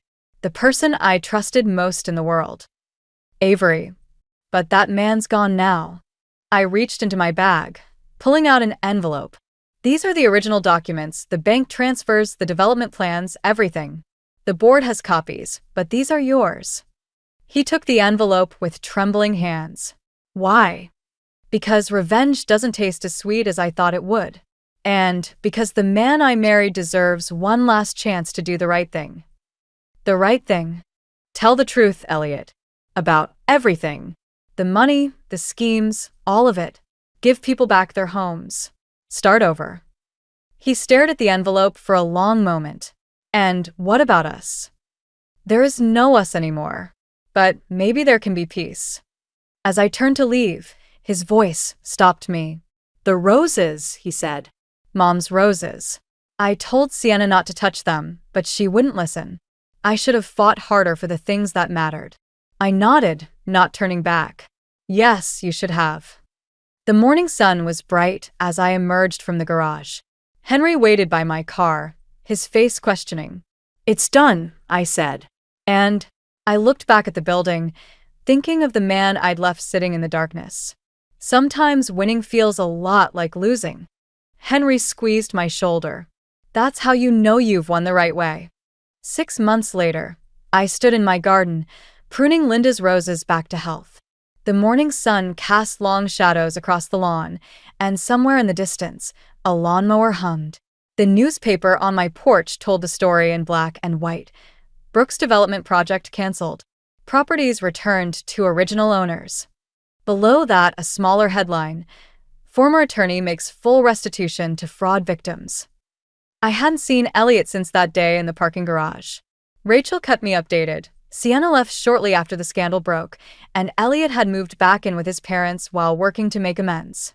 He'd sold everything he owned to repay what he'd stolen. The mail truck pulled up, and I recognized our regular carrier, Joe, waving as he approached. Special delivery, he said, handing me a thick envelope.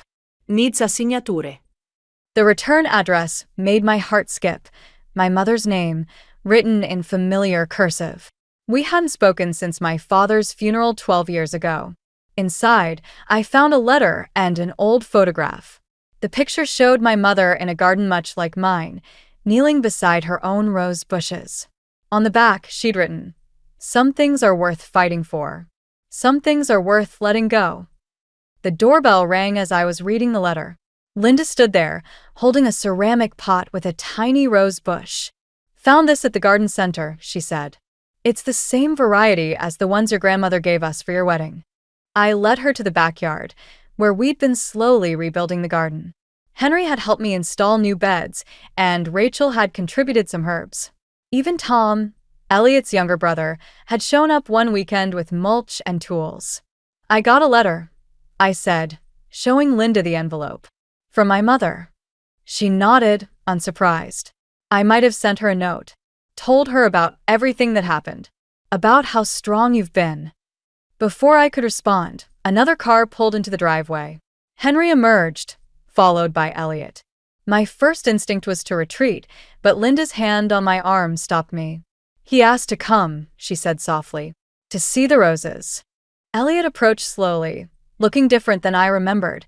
humbler somehow, more like the boy I'd fallen in love with in college. He carried a small box. "I found these," he said, holding it out, "while packing in my parents' attic. Thought you might want them." Inside were packets of seeds, all carefully labeled in my grandmother's handwriting. Seeds we'd saved together from her garden, planning for our future. "The investigators finished with the offshore accounts," he said quietly. "Everything's been returned. I'm working at a legal aid clinic now, helping people fight predatory development deals." "Good," I said and meant it. "I'm sorry," he added. "Not just for the money or the house. For forgetting who we were, who I was supposed to be." I looked at the seeds in my hands, then at my mother's letter. Sometimes we have to lose everything to remember what matters. "The roses look better," he observed, glancing at the garden. "They're survivors," Linda said, like their caretaker. As they left, Elliot to his new life, Henry and Linda to their Sunday plans, I sat in my garden reading my mother's letter. She wrote about regret, about pride, about the years we'd lost to stubbornness and hurt, about wanting to try again. The final paragraph caught my throat. "I watched you fight for your home, for your dignity, for justice. You're stronger than I ever was." But strength isn't just about fighting. Sometimes it's about knowing when to open the door to second chances. I looked at my grandmother's seeds, at the newly thriving roses, at the home I'd fought so hard to keep. Then I picked up my phone and dialed a number I'd forgotten I still knew by heart. "Mom," I said when she answered. "The roses are blooming again. Would you like to see them?" Sometimes endings are really beginnings in disguise. And sometimes the greatest victory isn't in what you keep, but in what you choose to let grow again. I never thought a simple receipt would be the thing that shattered my world. It was just sitting there on our kitchen counter, partially hidden under a stack of mail, but something about it caught my eye. Maybe it was the store name, Harrison and Sons Jewelers, or maybe it was the amount, $3,875. My name is Jenna, and up until that moment, I thought I had a pretty good handle on my life. I'm a third-grade teacher, married to my college sweetheart Ethan, and we had what I believed was an open, honest relationship. At least, that's what I kept telling myself as I stared at that receipt, dated just 3 days ago. "Hey, babe," Ethan called out as he walked through the front door. "Traffic was awful today. Did you start dinner?" I quickly slipped the receipt into my pocket. "Not yet. I just got home myself." My voice sounded strange, even to me. Parent-teacher conferences ran late. Ethan dropped his briefcase by the stairs and loosened his tie. He looked tired, but there was something else, a nervousness I'd never noticed before. "Oh yeah. How'd they go?" "Fine." I busied myself with pulling out pots and pans, trying to act normal while my mind raced. Our anniversary wasn't for months. My birthday had passed 2 weeks ago with just a card and dinner at our favorite Italian place. Actually, something interesting happened today. He was scrolling through his phone, barely looking up. One of my students' parents works at Harrison and Sons Jewelers. A complete lie, but I watched his reaction carefully. His thumb stopped moving on the screen for just a fraction of a second. She was telling me about some of their new pieces. "That's nice." He cleared his throat. "Listen, I might have to go out of town next weekend. Vanessa needs help with some financial paperwork for the house." Vanessa. His sister. The same sister who'd been borrowing money from him for years, despite her well-paying job. The same sister who always seemed to need Ethan's help at the most convenient times. Again. I tried to keep the edge out of my voice. "Didn't you just help her last month?" "She's going through a rough patch, Jen. You know how it is being a single mom." I turned to face him fully. "Do I?" "Because what I do know is that Chloe's father pays generous child support, and Vanessa makes 6 figures at her firm. Can we not do this right now?" Ethan ran a hand through his hair, a gesture I used to find endearing. Now it just seemed like a tell. "I'm tired, and I've got a presentation tomorrow." I wanted to pull out the receipt. I wanted to demand answers. But something held me back. Maybe fear, maybe intuition. Instead, I watched him head upstairs to shower, leaving me alone with my thoughts and a growing knot in my stomach. Later that night, as Ethan slept beside me, I lay awake scrolling through our joint credit card statements. The jewelry store purchase wasn't there. He must have used his personal card, the one he'd insisted on keeping separate for work expenses. My phone buzzed with a text from Susan, my mother-in-law. Lunch tomorrow? Need to talk. Something in her message made my heart race. Susan had always been more of a mother to me than my own, and she had an uncanny ability to sense when things weren't right. I typed back a quick yes and set my phone down, turning to study my husband's sleeping face. After 10 years together, I thought I knew every line, every expression. But now, in the dim light from the street lamp outside, he looked like a stranger. Tomorrow I'd have lunch with Susan. Tomorrow I'd start asking questions. But tonight, I lay in the dark, clutching a jewelry store receipt for a gift I never received, wondering just how many other secrets were hiding in plain sight. Susan chose a quiet corner table at Riverside Cafe, far from the lunch crowd. I could tell by her expression that this wasn't going to be a casual catch-up. She hadn't even touched her tea. "I saw Vanessa yesterday," she said, folding and unfolding her napkin. She was wearing a beautiful sapphire pendant. "Brand new," she said. My stomach dropped. Sapphire. Ethan knew they were my favorite. "That's interesting." I took a sip of water, trying to steady my voice. "Did she mention where she got it?" Susan's eyes met mine. "Jenna, honey, I think you already know." Before I could respond, the cafe door chimed. Vanessa walked in, designer handbag swinging, Chloe trailing behind her. My niece's face lit up when she saw us. "Aunt Jenna." Chloe rushed over for a hug, and I held her tight, breathing in the familiar scent of strawberry shampoo. "What a coincidence," Vanessa said, though her tone suggested it was anything but. The sapphire pendant gleamed at her throat. "Mind if we join you?" Susan shot me an apologetic look. I forced a smile, shifting to make room for Chloe beside me. Vanessa pulled up a chair, arranging herself like she was posing for a photo shoot. "We were just discussing career options for Chloe," Vanessa announced. "I told her she could be anything she wants. Doctor, lawyer, CEO. She paused, her smile sharp. "Though some people are content with simpler paths." I felt Chloe tense beside me. "I want to be a teacher like Aunt Jenna," she said quietly. Vanessa's smile tightened.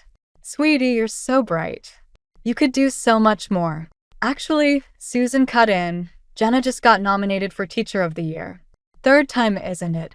"How nice," Vanessa said, examining her manicure. "Though I suppose with a teacher's salary, you and Ethan must struggle sometimes. It's so important to be financially secure these days." The sapphire caught the light as she moved, and something inside me snapped. "We manage just fine. Though some people seem to need constant financial assistance, despite their six-figure incomes." Vanessa's eyes narrowed. "What exactly are you implying?" "Mom," Chloe interrupted, "can I get a cookie?" "Not now, sweetie." Vanessa leaned forward. "I'd love to hear what Jenna means." Susan cleared her throat. "Girls. I said, my heart pounding, that it must be nice having a brother who's always there to bail you out. Who buys you expensive jewelry while telling his wife we need to cut back on expenses." The color drained from Vanessa's face. "You don't know what you're talking about. The receipt says otherwise." Chloe looked between us, confusion and worry crossing her face. I immediately regretted letting my anger show. "Chloe, why don't we go get that cookie?" Susan stood, holding out her hand. After a moment's hesitation, Chloe followed her to the counter. Vanessa waited until they were out of earshot. "Listen carefully," she hissed. "What happens between me and my brother is none of your business. Ethan understands family loyalty, even if you don't." "Loyalty? Is that what you call manipulating him? You really don't get it, do you?" She touched the pendant. "Ethan knows who his real family is. Always has, always will. Don't make him choose, Jenna. You won't like the outcome." My phone buzzed, a text from Ethan.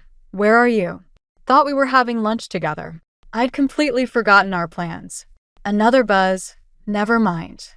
Having lunch with Vanessa to discuss the house situation. Vanessa smirked at her own phone. "Duty calls." "Come on, Chloe." As they left, Susan returned to the table. She reached across and squeezed my hand. "There's something you need to know about Vanessa," she said quietly. "Something that happened years ago, before you and Ethan met." But before she could continue, my phone rang. It was the school principal. An emergency staff meeting had been called. "Tomorrow," Susan promised as I gathered my things. "Come to my house. There's more to this than you know. I nodded, watching Vanessa's car pull away, the weight of unspoken secrets pressing down like storm clouds gathering overhead. Whatever Susan knew, whatever was really going on with Ethan and Vanessa, I had a feeling this was just the beginning. The business card in my hand read Sam Hargrove Investigations in simple black text. No fancy logo, no promises of discretion or excellence, just a name, number, and address. Susan had slipped it to me after telling me about Vanessa's history, about the mysterious fire at their father's business right before the insurance payout, about the string of convenient accidents that always seemed to benefit her. I sat in my car outside Sam's office for 20 minutes before working up the courage to go in. The reality of hiring a private investigator to look into my own husband felt like crossing a line I couldn't uncross. Mrs. Carlyle? Sam was nothing like the noir detective I'd imagined. He wore khakis and a polo shirt, and his office looked more like an accountant's than a PI's. "What can I help you with?" Before I could answer, my phone buzzed. A text from Chloe. "Aunt Jenna, Mom's crying again. She says we might have to move. I need you to look into some financial transactions," I said, pulling out copies of bank statements I'd gathered. "And I need to understand what's happening to my niece's college fund." Sam's eyebrows rose as he flipped through the papers. "These are significant transfers. All to the same account. My sister-in-law's. But Chloe's college fund is supposed to be untouchable. Their father set it up in the divorce agreement. Yet here it is, being drained through a series of small withdrawals." He tapped his computer keyboard. "Does your husband have access to these accounts?" "He's the trustee." My voice cracked. "But he wouldn't. He couldn't." Another text from Chloe. "Mom says Uncle Ethan promised to help." "What's happening?" Sam looked up from his screen. "Mrs. Carlyle, these patterns suggest something systematic. Someone's been very careful about staying just under certain reporting thresholds." My phone rang. "Ethan." I let it go to voicemail. "How long will it take to trace everything?" I asked. "A few days for the preliminary report." "But," Sam hesitated, "you should know that once we start digging, we might find things you're not prepared for." I thought about Chloe's texts, about Vanessa's smirk in the cafe, about the sapphire pendant that should have been mine. I'm already not prepared for any of this. Later that evening, I found Chloe sitting on our front porch. She'd obviously walked the 3 blocks from her house alone. "Mom and Uncle Ethan are fighting," she said as I sat beside her. "About money again. And about you." I wrapped an arm around her shoulders. "What about me?" "Mom says you're trying to come between them. That you don't understand about family." She looked up at me, her eyes too serious for a 9-year-old. "But your family too, right?" Before I could answer, a car screeched to a halt in front of our house. Vanessa jumped out, fury radiating from every movement. "Chloe, get in the car right now." "Vanessa, she's upset." "Let her. Stay out of this." Vanessa grabbed Chloe's arm. "You've done enough damage. Ethan may be too blind to see what you're doing, but I'm not." "What I'm doing?" I stood up. "I'm not the one draining my daughter's college fund." Vanessa froze. Behind her, another car pulled up, Ethan's. "What's going on?" he demanded, looking between us. "Ask your sister about Chloe's college fund," I said. "Ask her about all the money she's been taking." "Don't you dare," Vanessa hissed. "Ethan, she's having me investigated." "Your own wife." Ethan's face went pale. "Jenna, is this true?" In that moment, watching him look at me with shock and betrayal, I realized something crucial. He already knew. He'd known all along. "Get in the car, Chloe," Vanessa said quietly, triumphantly. "Your aunt and uncle need to talk." As they drove away, Ethan and I stood in the growing darkness, the weight of unspoken truths hanging between us like a storm about to break. My phone buzzed one last time, a text from Sam. "Found something. You need to see this now." Sam's office felt colder at night. He spread photographs across his desk, surveillance shots of Ethan and Vanessa outside various banks, coffee shops, restaurants. But it was the documents beside them that made my hands shake. "These are transfer records from offshore accounts," Sam explained. "Your husband's been moving money through shell companies for years. But here's where it gets interesting." He pointed to a highlighted section. "These transactions started right after your father-in-law's death." "The insurance money," I whispered. Vanessa said it barely covered the debts. There was no debt. Sam's voice was gentle. The business was profitable. The insurance payout was substantial. And most of it disappeared within months. My phone buzzed. Ethan again. 17 missed calls now. But why would they? I stopped, remembering something Susan had said about the fire. About Vanessa being the last one in the building that night. Oh God. There's more. Sam pulled out another document. Your niece's college fund? It's being used as collateral for loans. High-risk investments. All channeled through companies registered to Vanessa. A knock at the office door made us both jump. Through the frosted glass, I recognized Susan's silhouette. I followed you, she said when I let her in. After what happened with Chloe, I knew you'd be here. She looked at the scattered evidence. You found it, didn't you? The truth about the fire. Mrs. Carlyle, Sam started, but Susan cut him off. I've kept quiet for too long. She picked up one of the photos. Ethan and Vanessa outside Harrison and Sons Jewelers. My husband wasn't supposed to be there that night. Vanessa convinced him to come in late, to check the books. She'd been telling him for months that money was missing. My phone buzzed again. A text from Chloe, Mom's packing bags. She says we're going to Grandma's house in Florida. She's running, I realized. She knows we're close to the truth. Not without Chloe. I grabbed my coat. Susan, I need you too. The office door burst open. Ethan stood there, tie loose, eyes wild. Jenna, please. Whatever you think you know. Your father died in that fire, I said quietly. And you helped cover it up. I didn't know. His voice cracked. Not at first. Vanessa said it was an accident, that she'd lose Chloe if anyone investigated too closely. She needed help moving the insurance money to protect herself. I just wanted to protect my sister. And now, I gestured at the evidence. What about protecting Chloe's future? Her college fund. I can fix this. He stepped toward me. We'll get the money back. Set up new accounts. Like you fixed it 10 years ago? Susan's voice was steel. My husband is dead, Ethan. Your father. And you chose to protect his killer. My phone lit up with another text from Chloe. Aunt Jenna, I'm scared. Mom's acting weird. Please come get me. Ethan saw the message. Something shifted in his face. Realization, horror, resolve. She's at the house? For now. I grabbed Sam's card. But she's planning to run tonight. No. Ethan straightened his tie, a gesture so familiar it hurt. Not this time. I'm done choosing the wrong side. Mrs. Carlyle, Sam interrupted, holding up another document. These recent transfers, they're not just about hiding money anymore. They're liquidating everything.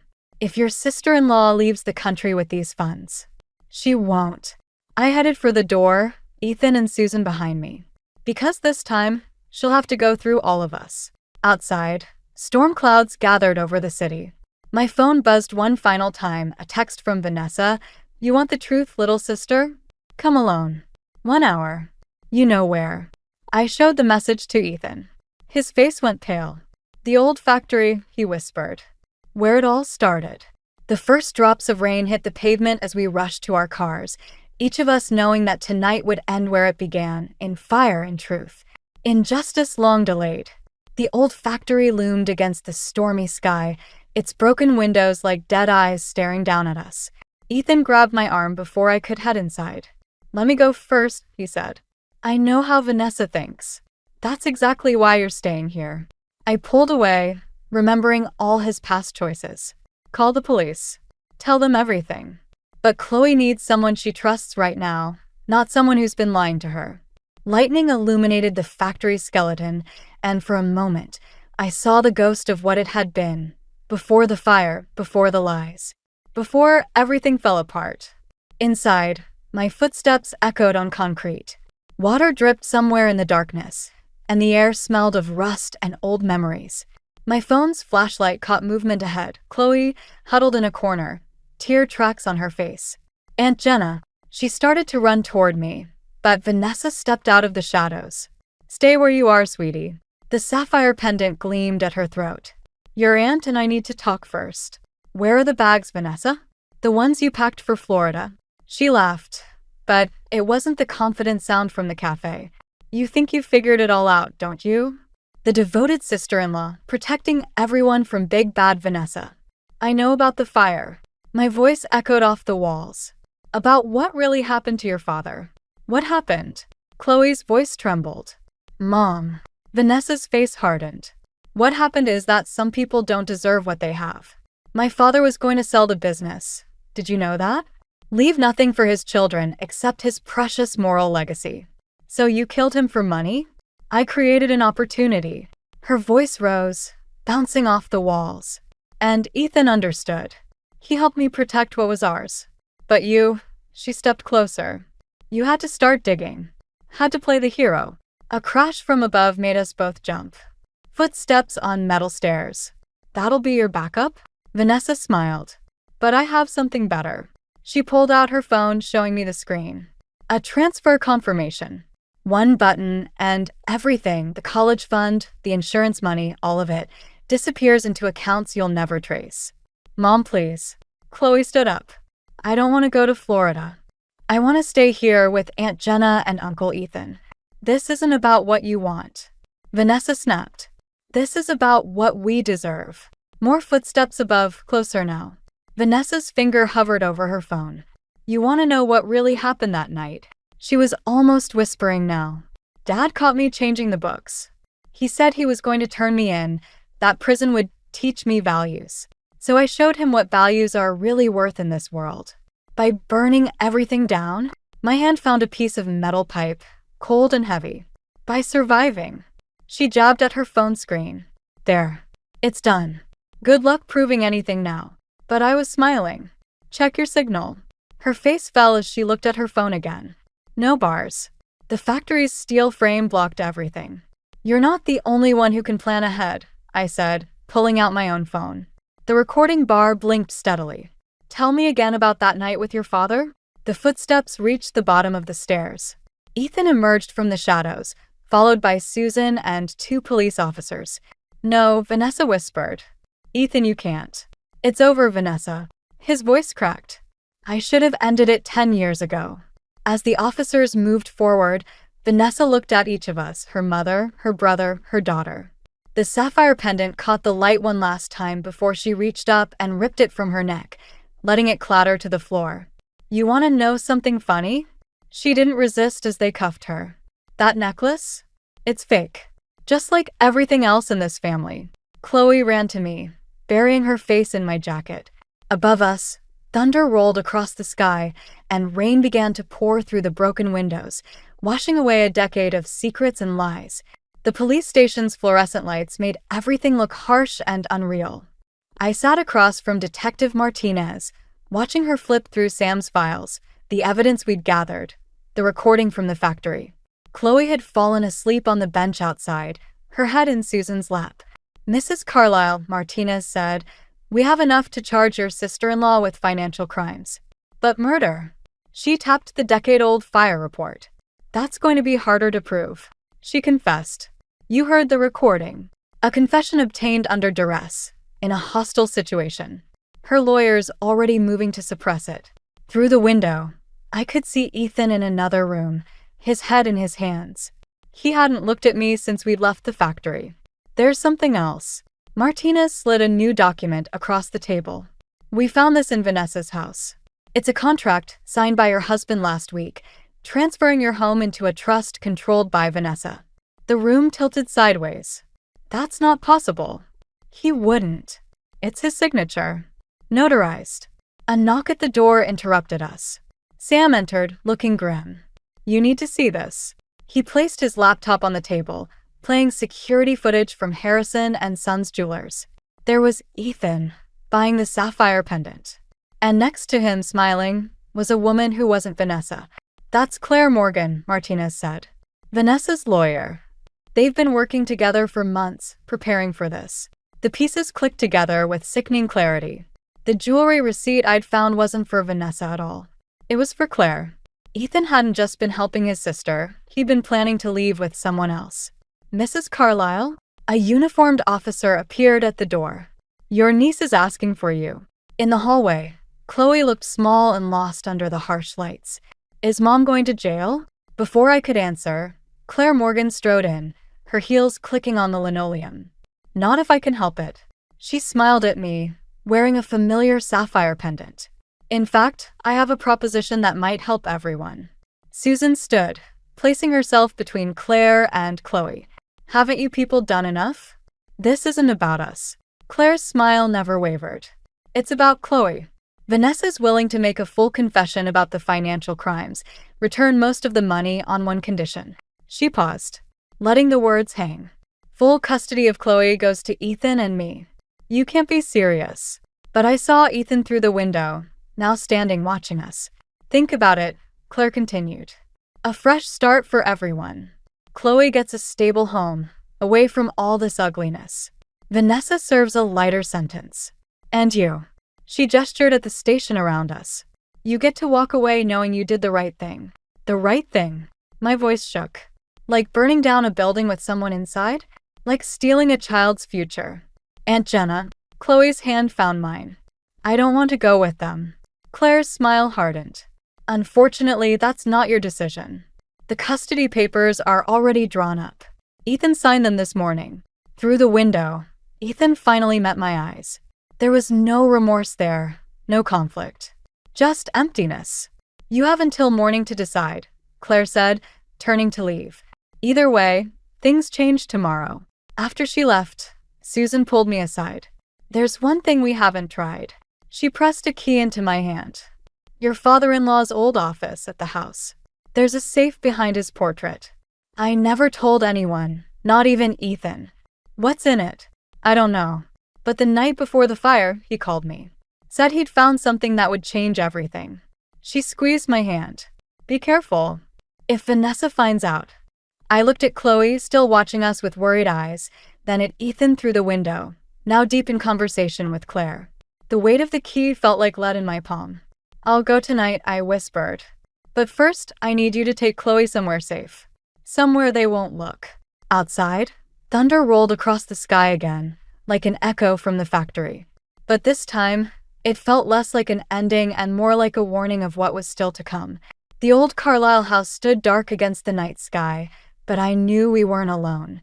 A car I didn't recognize sat in the shadows of the driveway, Claire's Mercedes. Of course they'd be here, searching for anything that could help their case. Sam's voice crackled through my earpiece. Security systems disabled. But hurry, police can only delay processing Vanessa's confession for another hour. I used the garden key Susan had given me, slipping in through the back door. Voices drifted down from upstairs. Ethan and Claire, arguing about something. The home office was on the first floor, past the kitchen where I'd first found that jewelry receipt. It felt like a lifetime ago. The portrait of Richard Carlisle hung exactly where it had for decades, his stern eyes watching as I carefully lifted it from the wall. The safe was there, just as Susan had said. My hands shook as I entered the combination she'd given me. Richard's wedding anniversary. It's not here. Claire's voice grew closer.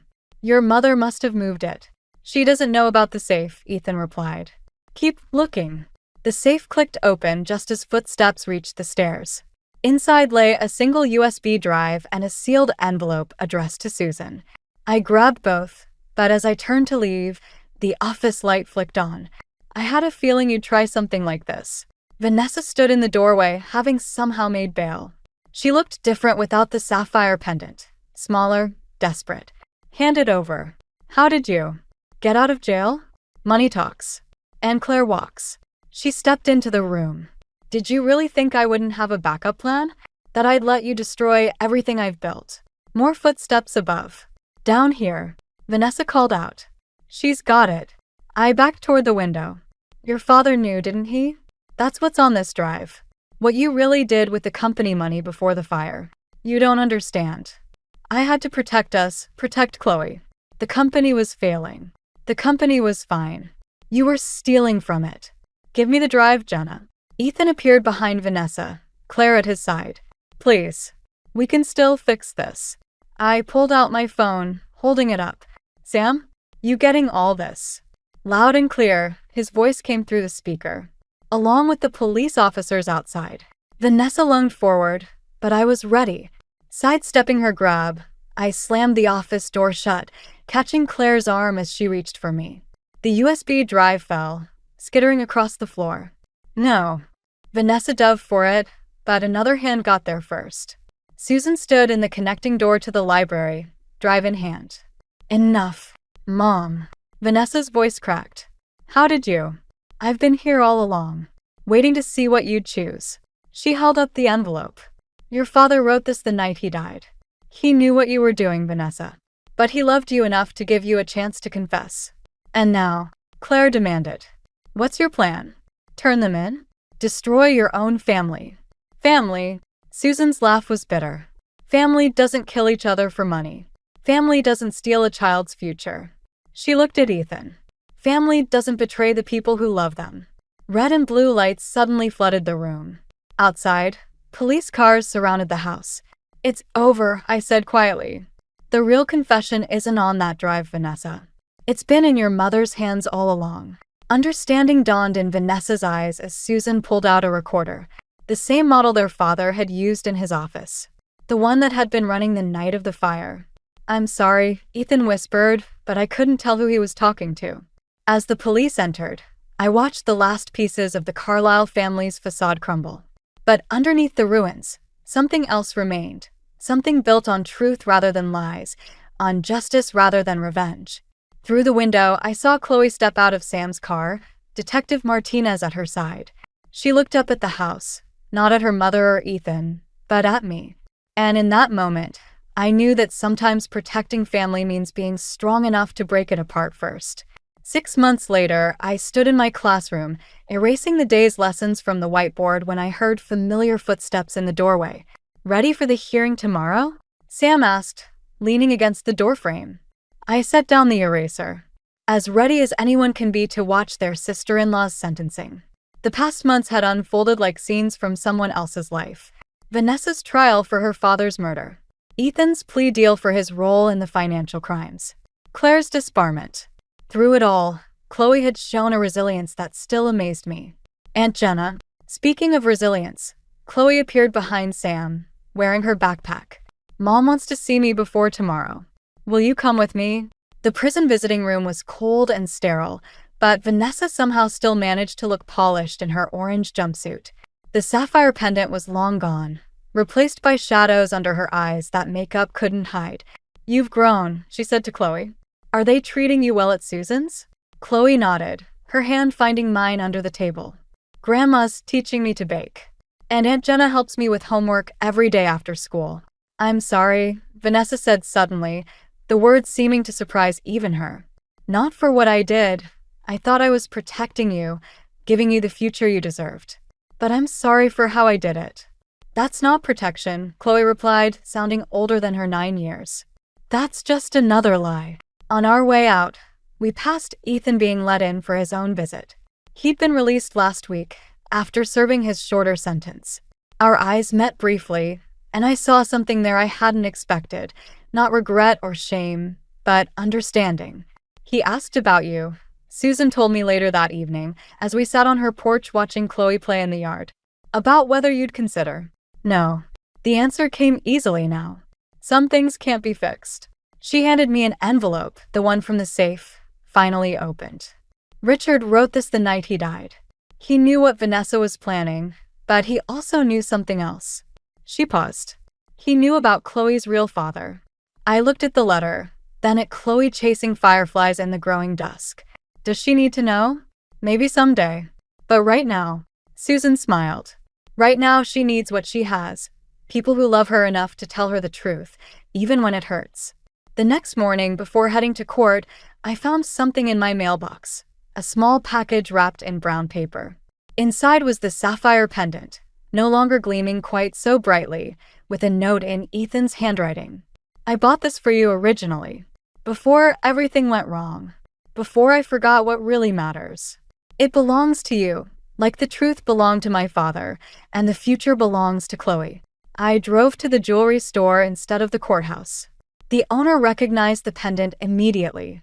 Beautiful piece, he said. Would you like to sell it? No. I placed it on the counter. I'd like to trade it for something else. A locket, maybe. Something a young girl might like to keep her memories in. That evening, after the sentencing was done and the reporters had gone home, Chloe and I sat on the porch swing at Susan's house. She turned the locket over in her hands, opening it to see the tiny pictures inside, her with me, with Susan, with her teachers and friends. "Is this my family now?" she asked.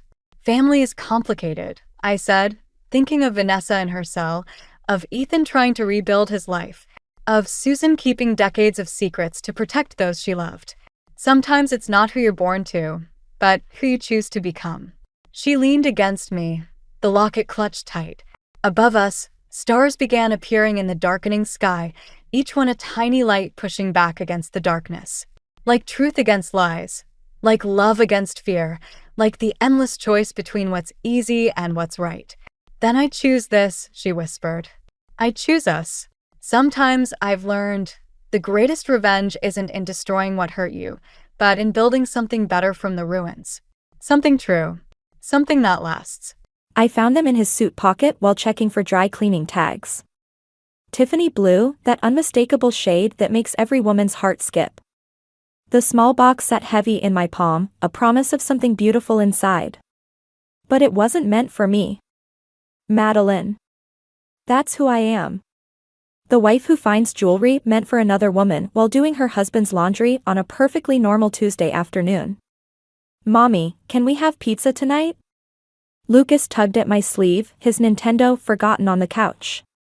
"Emily says she wants the one with no red sauce." I slipped the box into my pocket, plastering on a smile. "Sure, buddy. Let me just finish with Daddy's suits first." The house hummed with the usual after-school chaos. Emily's Disney songs blared from the iPad, mixing with Lucas's video game sound effects. But all I could hear was my own heartbeat, drowning everything else out. Ryan had been working late more often. Sales meetings, client dinners, the usual excuses. I'd believed them because it was easier than not believing them. Until now. My phone buzzed. Ryan's face lit up the screen. "Hey, hon. Probably another late one tonight. Big presentation tomorrow." "Of course." My voice stayed steady, practiced. "The kids want pizza. I'll save you some. You're the best. Love you." The lie tasted bitter. I ended the call and pulled out the box again. Inside, diamond teardrops caught the afternoon light, scattering it across my kitchen counter. $3,000, minimum. I'd done enough window shopping at Tiffany to know. "Those are pretty." Chloe's voice made me jump. She stood in my doorway, all yoga-toned and perfect, holding a basket of fresh muffins. "Sorry, your door was open. Thought I'd bring over some treats." I snapped the box shut. "Thanks. Just leave them on the counter." She lingered, eyes fixed on my closed fist. "Everything okay? You look pale." "Fine. Just tired." I forced another smile. "Kids are watching TV if you want to say hi. Actually, I should get going. Hot date tonight." She winked, adjusting her perfectly styled hair. "Don't want to be late." After she left, I sat at my computer and pulled up our joint bank account. $3,200 withdrawn last week. Business expenses, the note said. My fingers hovered over the keyboard, tempted to dig deeper, to confirm what I already knew. "Mommy, Emily's being mean." Lucas's voice broke through my thoughts. "I'm not. He started it." I closed the laptop and stood up, the box still clutched in my hand. The kids needed dinner. Homework needed checking. Life needed living, even while mine crumbled around the edges. That night, after tucking the kids in, I placed the earrings back in Ryan's suit pocket. Let him think his secret was safe. Let him come home late, kiss my cheek, and slip into bed smelling of unfamiliar perfume.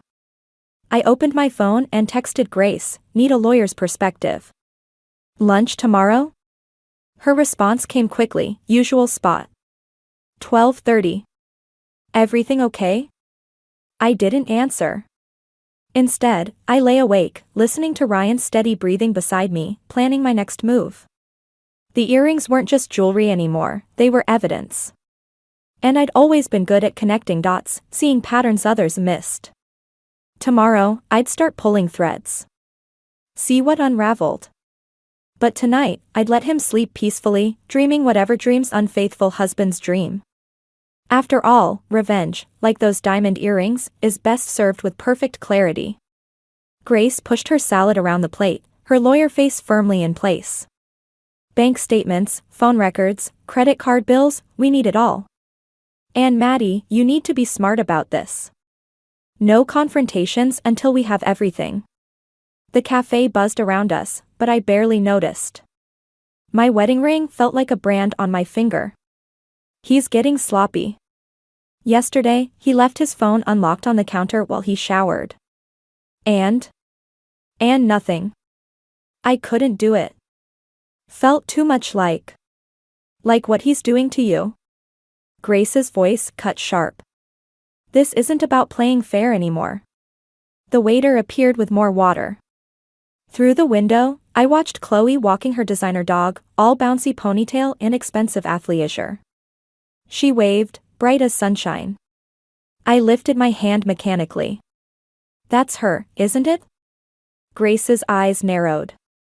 The neighbor you mentioned? She brought muffins yesterday. Standing in my kitchen like she belonged there. My fork scraped against the plate. While wearing his earrings. Grace's eyebrows shot up. You're sure? $3,000 worth of sure. The memory of those teardrops catching the light made my stomach turn. She probably thought I wouldn't notice. Or maybe she wanted me to. My phone buzzed. Ryan's face appeared on screen, along with his message, family dinner tonight? Mom and Dad want to see the kids. Perfect timing, Grace mused. His parents should know what's happening. No. The word came out harder than intended. Tom and Linda adore him. It would break them. They deserve the truth.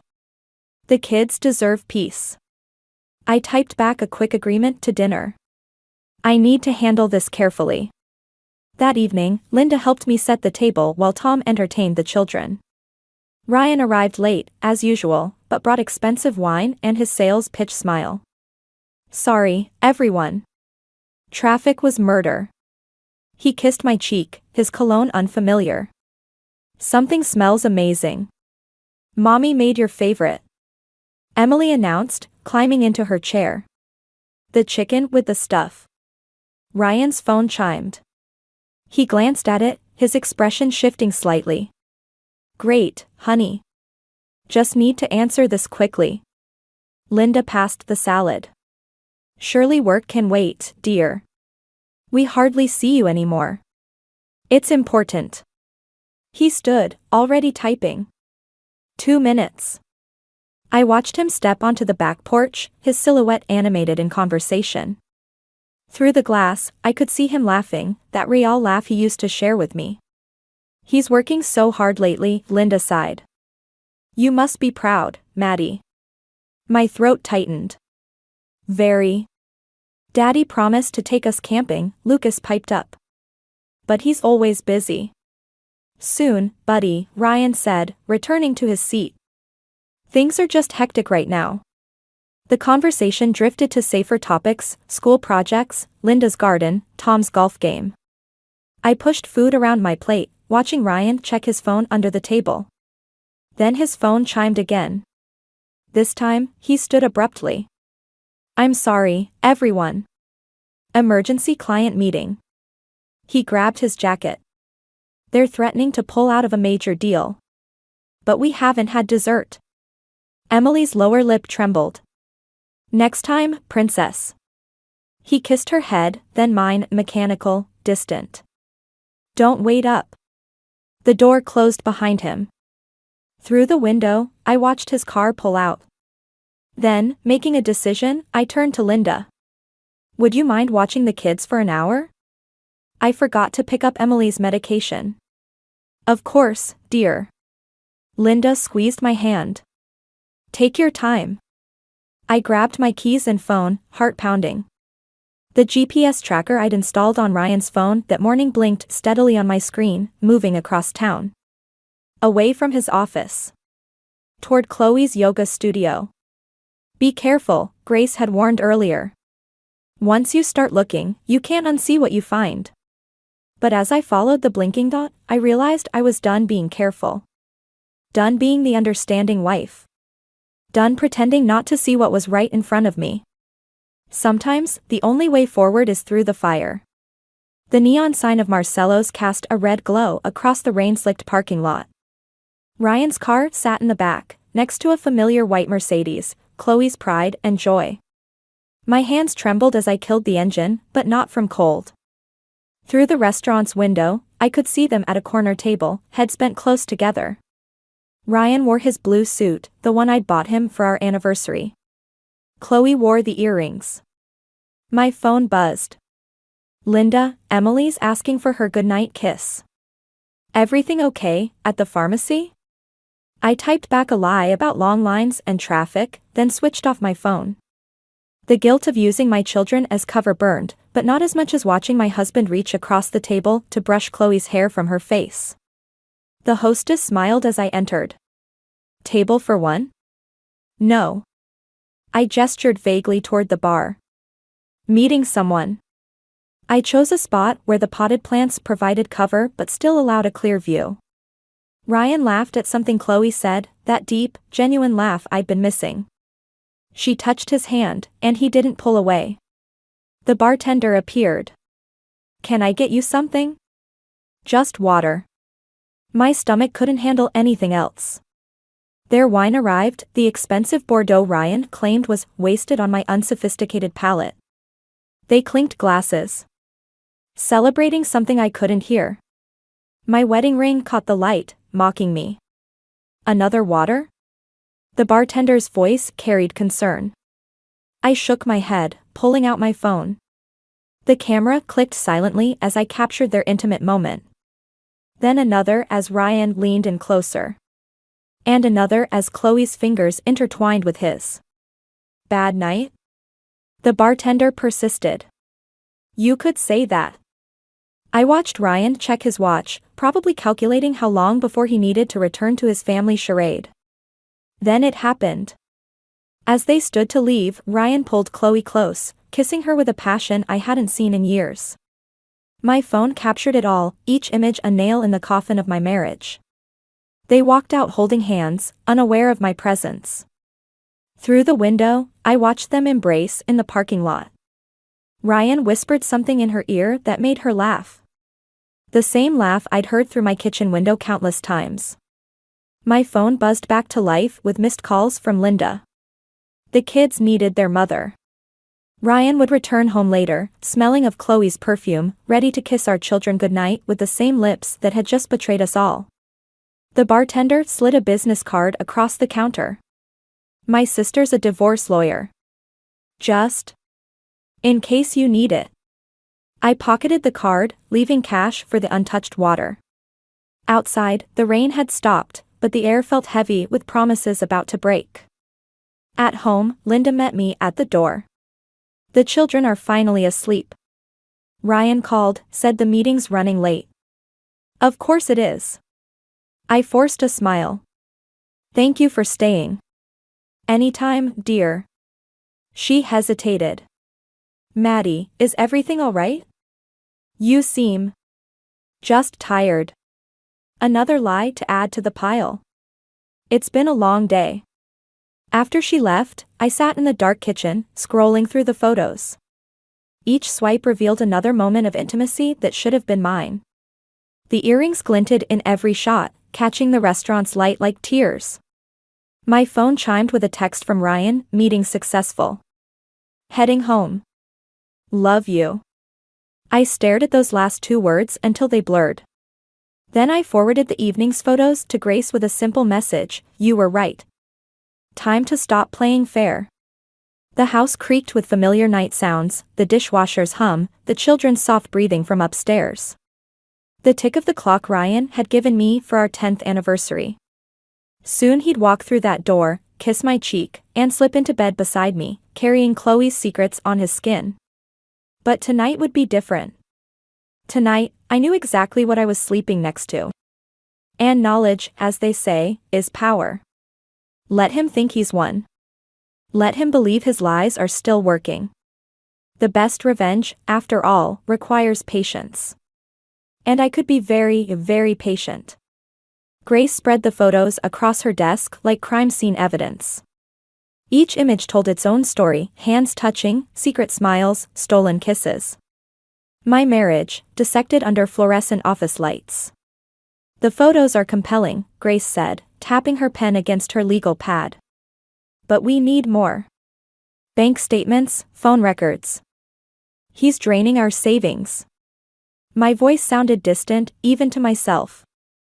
3,000 here, 5,000 there. Always marked as business expenses. How much total? 47,000 in the last 6 months. The number burned in my throat. Our children's college fund. Grace's pen stopped tapping. Jesus, Maddie. A knock interrupted us. Her secretary poked her head in. Sorry to interrupt, but there's someone insisting on seeing Mrs. Thompson. Says she's a neighbor? Chloe walked in before I could object, designer handbag clutched like a shield. Maddie, we need to talk. Grace stood. This is a private meeting. Please. Chloe's perfect makeup couldn't hide her red eyes. 5 minutes. I nodded to Grace, who gathered the photos with practiced efficiency. I'll get coffee. The door clicked shut, leaving me alone with my husband's mistress. Chloe perched on the edge of a chair, her diamond earrings catching the light. Ryan doesn't know I'm here. She twisted her hands together. He thinks he's in control of everything. Isn't he? There's something you should know. She reached into her bag, pulled out a manila envelope. About the money he's been spending. Inside were more photos. Not of them together, but of documents. Bank statements. Wire transfers. A lease agreement for an apartment I'd never seen. He promised to leave you. Chloe's voice cracked. Said he was saving for our future. But he's been lying to both of us. The lease was for a penthouse downtown. Paid 6 months in advance. Not in Chloe's name, but in someone else's, Jessica Martinez. Who is she? His other girlfriend. Chloe wiped at her eyes, smearing mascara. I found out last week. She's 24. Works at his company. The room tilted slightly. One betrayal had been devastating. But this? This was orchestrated chaos. Why are you telling me this? Because I was stupid. Chloe stood, straightening her shoulders. And because you deserve to know what you're really dealing with. He's not just a cheater, Maddie. He's a predator. Grace returned as Chloe left, carrying coffee we both knew I wouldn't drink. She looked at the new envelope on her desk. Do I want to know? It gets worse. I handed her the documents. Much worse. This changes things. Grace flipped through the pages, lawyer mode fully engaged. We need to move faster. Protect your assets before he can. My phone buzzed. Lucas's school. Hello? Mrs. Thompson? There's been an incident. Lucas got into a fight during recess. 20 minutes later, I sat in the principal's office, holding my crying son. His knuckles were scraped, his favorite Spider-Man shirt torn. He said Daddy doesn't love us anymore. Lucas hiccuped against my shoulder. Tommy said he saw Daddy kissing another lady at the mall. I told him he was lying. The principal looked uncomfortable. Perhaps some family counseling might be helpful? I stroked Lucas's hair, feeling his small body shake with sobs. All my careful plans for a clean, quiet revenge evaporated. It's okay, baby, I whispered. Everything's going to be okay. But it wasn't okay. Ryan wasn't just destroying our marriage, he was destroying our children's faith in love itself. And suddenly, my path forward became crystal clear. Back in Grace's office, I looked at the scattered evidence of my husband's multiple betrayals. I'm done waiting. Grace nodded, already reaching for her phone. What do you need? Everything. Bank accounts frozen. Emergency custody order. And I want him served at work. I touched the photos of the penthouse apartment. Let him explain this to his boss, his parents, and his other women all at once. It'll get ugly. It's already ugly. I stood, gathering my strength. But I'm done protecting his secrets while he destroys our family. Sometimes the best revenge isn't served cold. Sometimes it needs to burn everything to the ground. The bank statement trembled in my hands as Ryan walked through the door. Late again, briefcase bulging with lies. Emily ran to hug him while Lucas stayed glued to his video game, refusing to look up. Daddy brought presents. Ryan pulled out 2 wrapped packages. To make up for missing movie night. Where's mine? I held up the bank statement. The $47,000 you took from our savings? That would make quite a gift. The color drained from his face. Emily clutched her unopened present, sensing the shift in the room. Lucas's game console beeped in the sudden silence. Kids, go upstairs please. Ryan's sales pitch smile wavered. Mommy and Daddy need to talk. They hesitated until I nodded. Emily's small feet thundered up the stairs, but Lucas lingered at the top, watching. I can't explain. Ryan loosened his tie. Work has been expensive? I tossed more papers onto the coffee table. The penthouse on 5th Street must be eating into your budget. Does Jessica like the view? He flinched at the name. How did you? Chloe sends her regards. The laugh that escaped me sounded foreign. Turns out your girlfriends don't appreciate being played either. This is ridiculous. He reached for the papers, but I snatched them back. Those transfers were for legitimate business expenses. Like the Tiffany earrings? Or the weekend trips to the coast? Each word felt like glass in my throat. Our children's college fund, Ryan. Their future. Keep your voice down. His eyes darted toward the stairs. We can discuss this later. No. The word came out sharp enough to make him step back. We discuss it now. Every penny you stole, every lie you told, every time you kissed our children goodnight smelling like another woman's perfume. His facade cracked. You followed me? I didn't have to. You left breadcrumbs everywhere. I pulled out my phone, scrolling through photos. Marcello's with Chloe. The plaza with Jessica. You're not as clever as you think. This is invasion of privacy. His voice rose, corporate lawyer tone emerging. You had no right. Like you had no right to drain our accounts? I stepped closer. To destroy our family? I never meant. He ran his hands through his hair, disheveling his perfect appearance. Things just got complicated. Complicated? The word tasted bitter. Lucas got into a fight at school defending your honor. Emily cries herself to sleep when you miss dinner. That's not complicated, Ryan. That's cruel. A small gasp from the stairs made us both turn. Lucas stood there, tears streaming down his face. Before either of us could move, he ran to his room, slamming the door. Now look what you've done. Ryan grabbed his keys. I need some air. Running to Jessica? Or is it Chloe's night? My voice followed him to the door.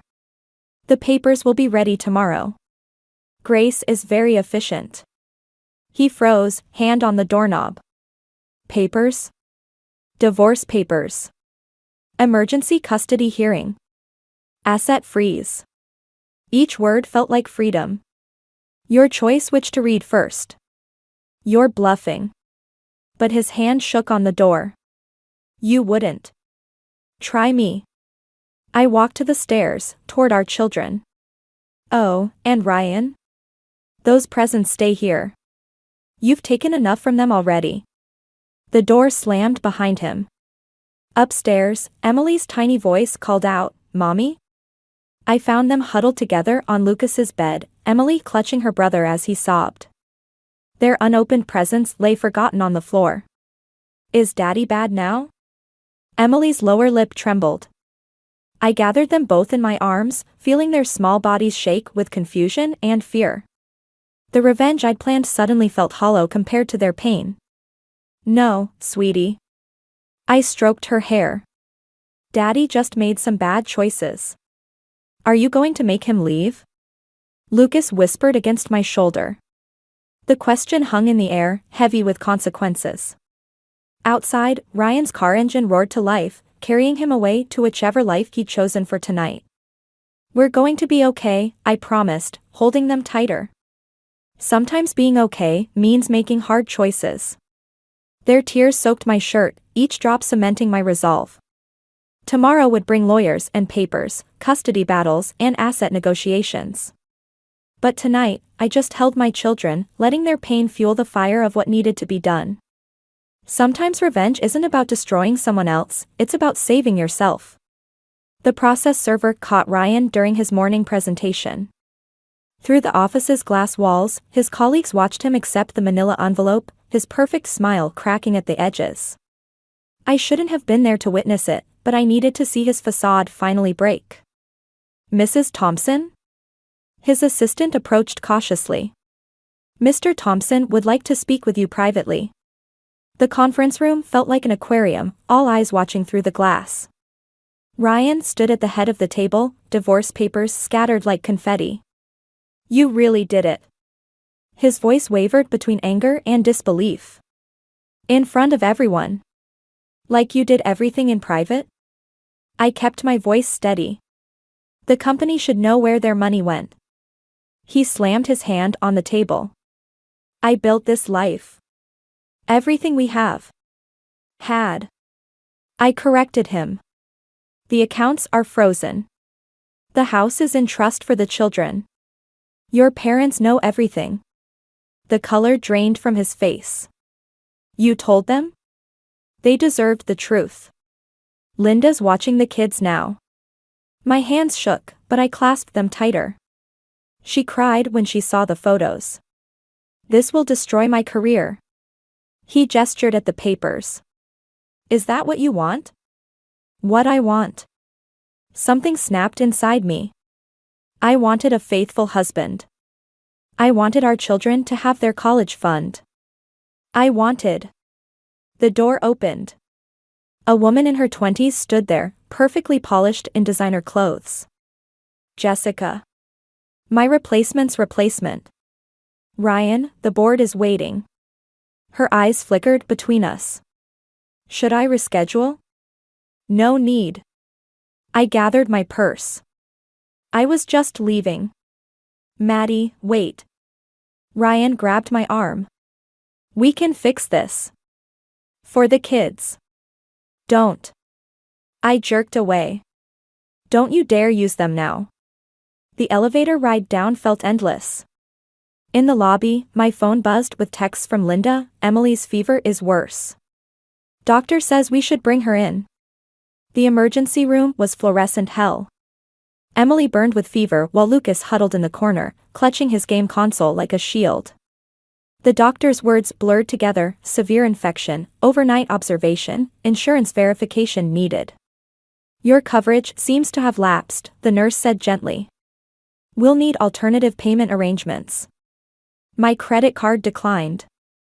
Of course it did, it was linked to the frozen accounts. Ryan wasn't answering his phone. I'll handle it. Grace appeared like an avenging angel, her corporate card already out. The court order doesn't affect my ability to help a friend. Hours crawled by. Emily's fever finally broke near midnight. Lucas had fallen asleep across 2 waiting room chairs, his game forgotten. Some revenge, I whispered to Grace. I tried to hurt him and ended up here instead. This isn't your fault. She squeezed my hand.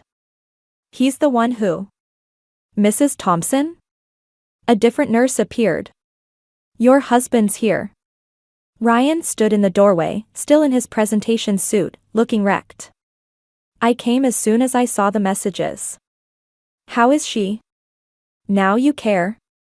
My voice cracked. Where were you 6 hours ago when they needed insurance approval? When your son was crying because his sister wouldn't wake up? I was meeting with the board. He ran his hands through his disheveled hair. They're suspending me pending an investigation into the missing funds. Good. The word tasted like ashes. They're calling in the auditors.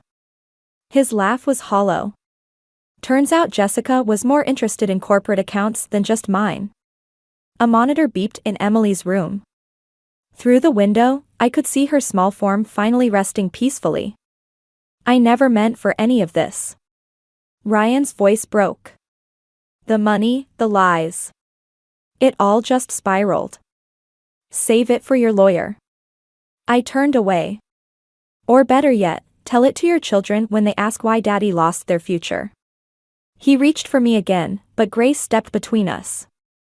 I think you should leave. After he was gone, I sat between my sleeping children, Emily in her hospital bed, Lucas curled up nearby, and watched the sun rise over the city. Everything I'd done to protect them had somehow made things worse. My phone buzzed with a text from Tom, Ryan's father. We're here for you and the kids, no matter what. Family stands together. Family. The word felt different now, shaped by betrayal and fever dreams, by frozen accounts and emergency rooms.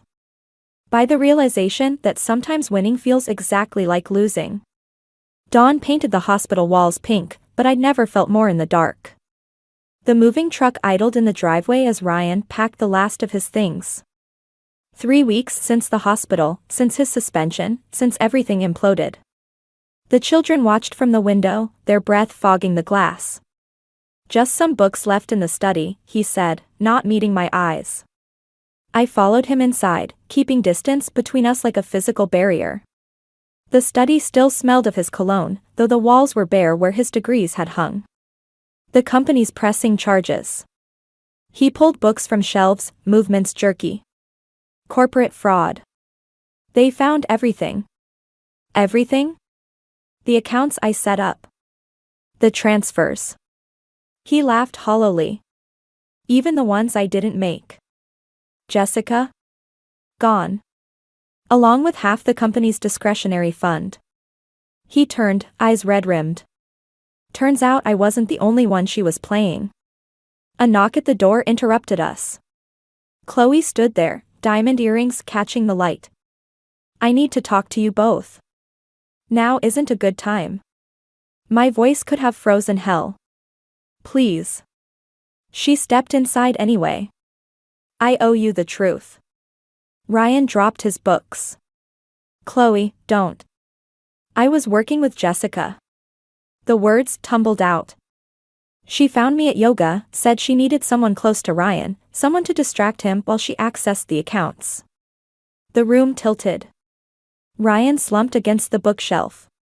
What? The affair was real. Chloe's mascara smeared as she wiped her eyes. But it started as a job. Jessica paid me to get close to you, to keep you busy while she worked her way through the company's finances. You used me? Ryan's perfect facade finally shattered completely. Like you used me? She pulled out her phone, showed us texts. Jessica has the offshore accounts. The real money. What you stole was nothing compared to what she took.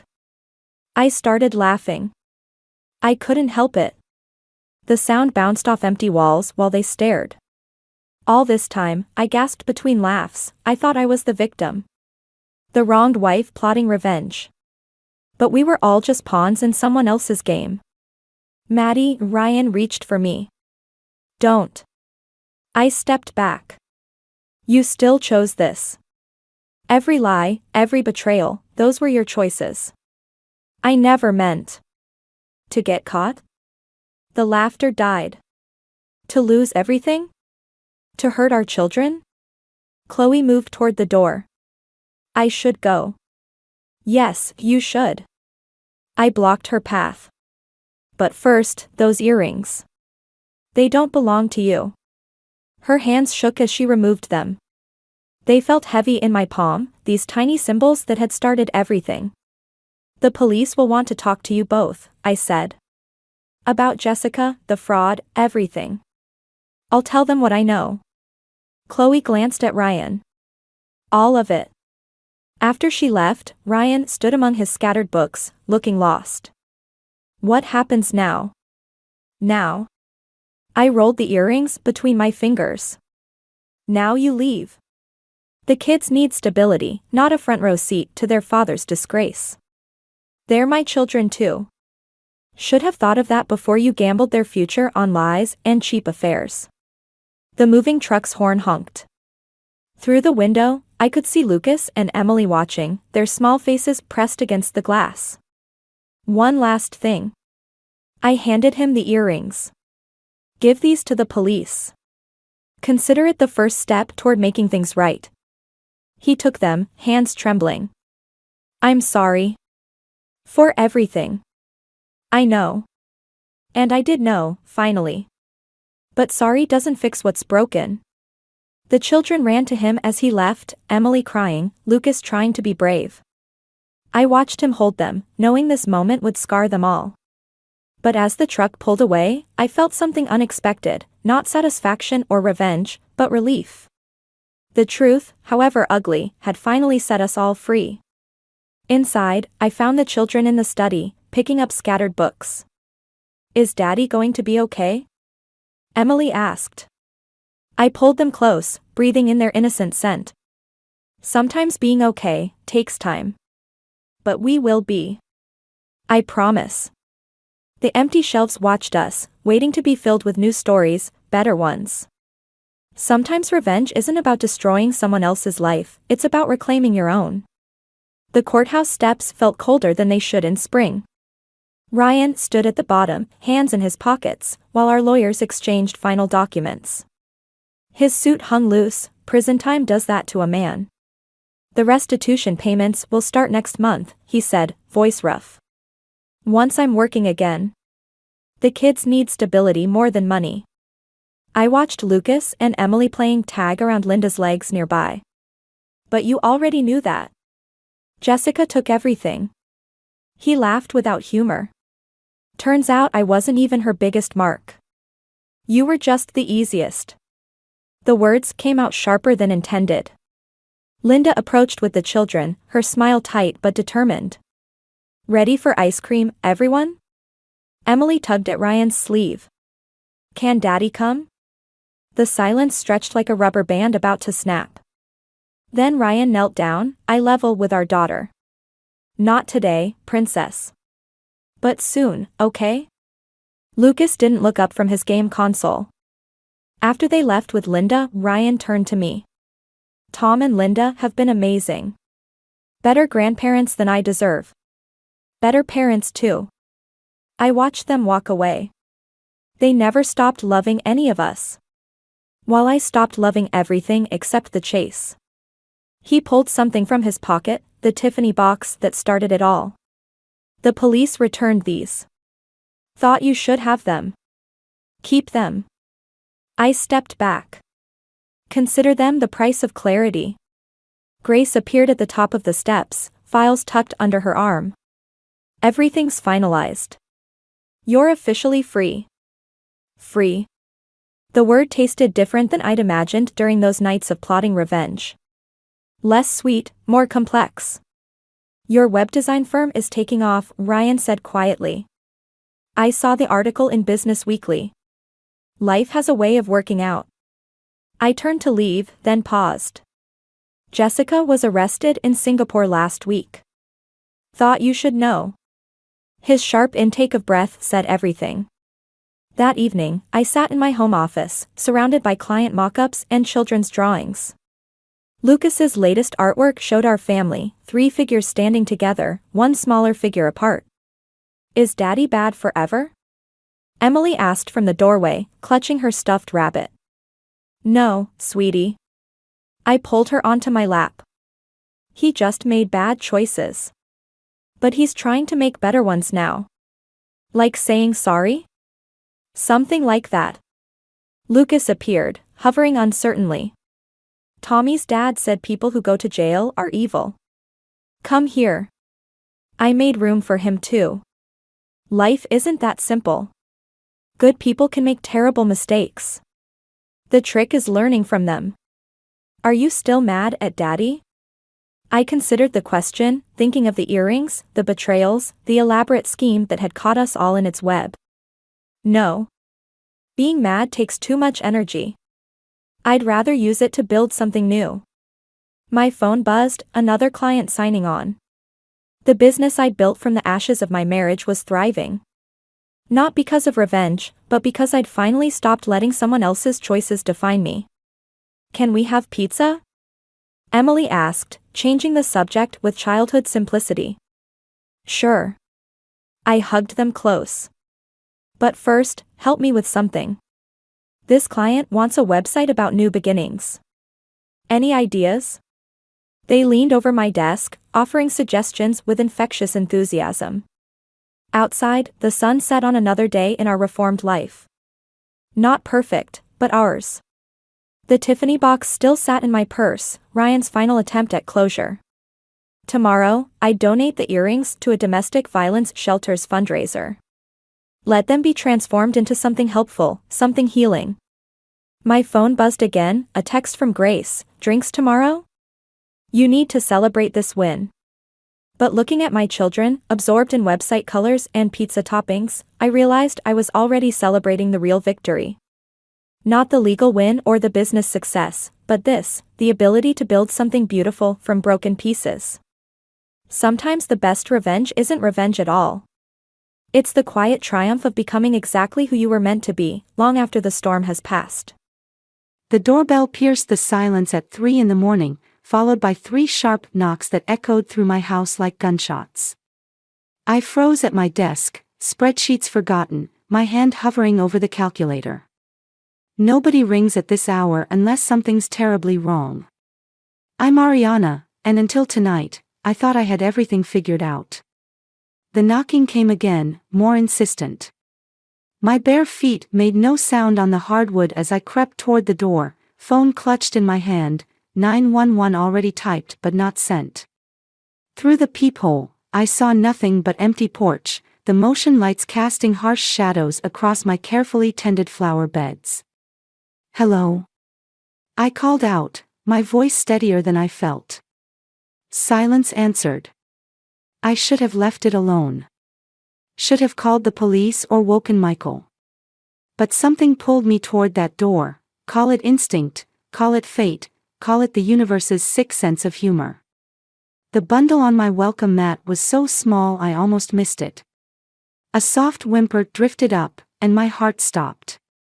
I yanked the door open, and there it was, a newborn, wrapped in a pale blue blanket, red-faced and squirming. Oh my God. The words escaped in a whisper as I scooped up the infant. Warm. Alive. Real. A folded paper fluttered to the ground, my name written in hurried strokes across the front. My hands shook as I unfolded it, cradling the baby against my chest. Dear Ariana, meet your husband's son, Evan. Born yesterday. I thought you should know what Michael's been up to while working late. Take care of him or don't, I'm done playing happy family with a coward who won't leave his wife. Olivia. The words blurred as I read them again and again, willing them to change, to make sense, to be anything but what they were. The baby, Evan, began to cry, a thin, reedy sound that cut through my shock like a knife. Mommy. Samantha's voice drifted down from upstairs. I heard noises. Go back to bed, sweetie, I called back, amazed at how normal I sounded. Everything's fine. Everything was not fine. Everything was so far from fine it had crossed into some bizarre parallel universe where my husband of 8 years had another family. Where some woman named Olivia had just dropped her newborn on my doorstep like an unwanted package. I carried Evan to the kitchen, moving on autopilot. Formula. We'd need formula. And diapers. And Michael's car pulled into the driveway, headlights sweeping across the windows. Of course. Of course he'd come home now, after his late-night assignment. I stood there, holding his secret in my arms, watching him through the window as he checked his phone, fixed his hair in the reflection. 8 years of marriage, and I'd never seen him so clearly. He used his key, whistling some tune I didn't recognize. The sound died when he saw me. "You're still up." He smiled, that charming smile that had won me over all those years ago. Then his eyes landed on the bundle in my arms, and the color drained from his face. "What's that?" "That?" I looked down at Evan, who had fallen asleep, innocent and oblivious. "This is your son. Olivia says hello, by the way." The silence that followed was absolute. In it, I could hear the sound of my marriage cracking, of trust shattering, of 8 years of memories being rewritten with ugly truth. "Ari, I can explain." "Can you?" I met his eyes, surprised by how calm I felt. "Can you explain why your mistress just abandoned your newborn son on our doorstep? Can you explain why you've been lying to me, to our daughter, to everyone?" He took a step forward. I took a step back. "Don't." My voice was ice. "Don't you dare come near us." Upstairs, Samantha's door creaked open again. Michael's eyes darted toward the sound, panic replacing the guilt on his face. "We can't do this now," he whispered urgently. "Let me explain everything tomorrow, when Sam's at school." I looked at him, really looked at him, and wondered how I'd ever love someone so completely while knowing them so little.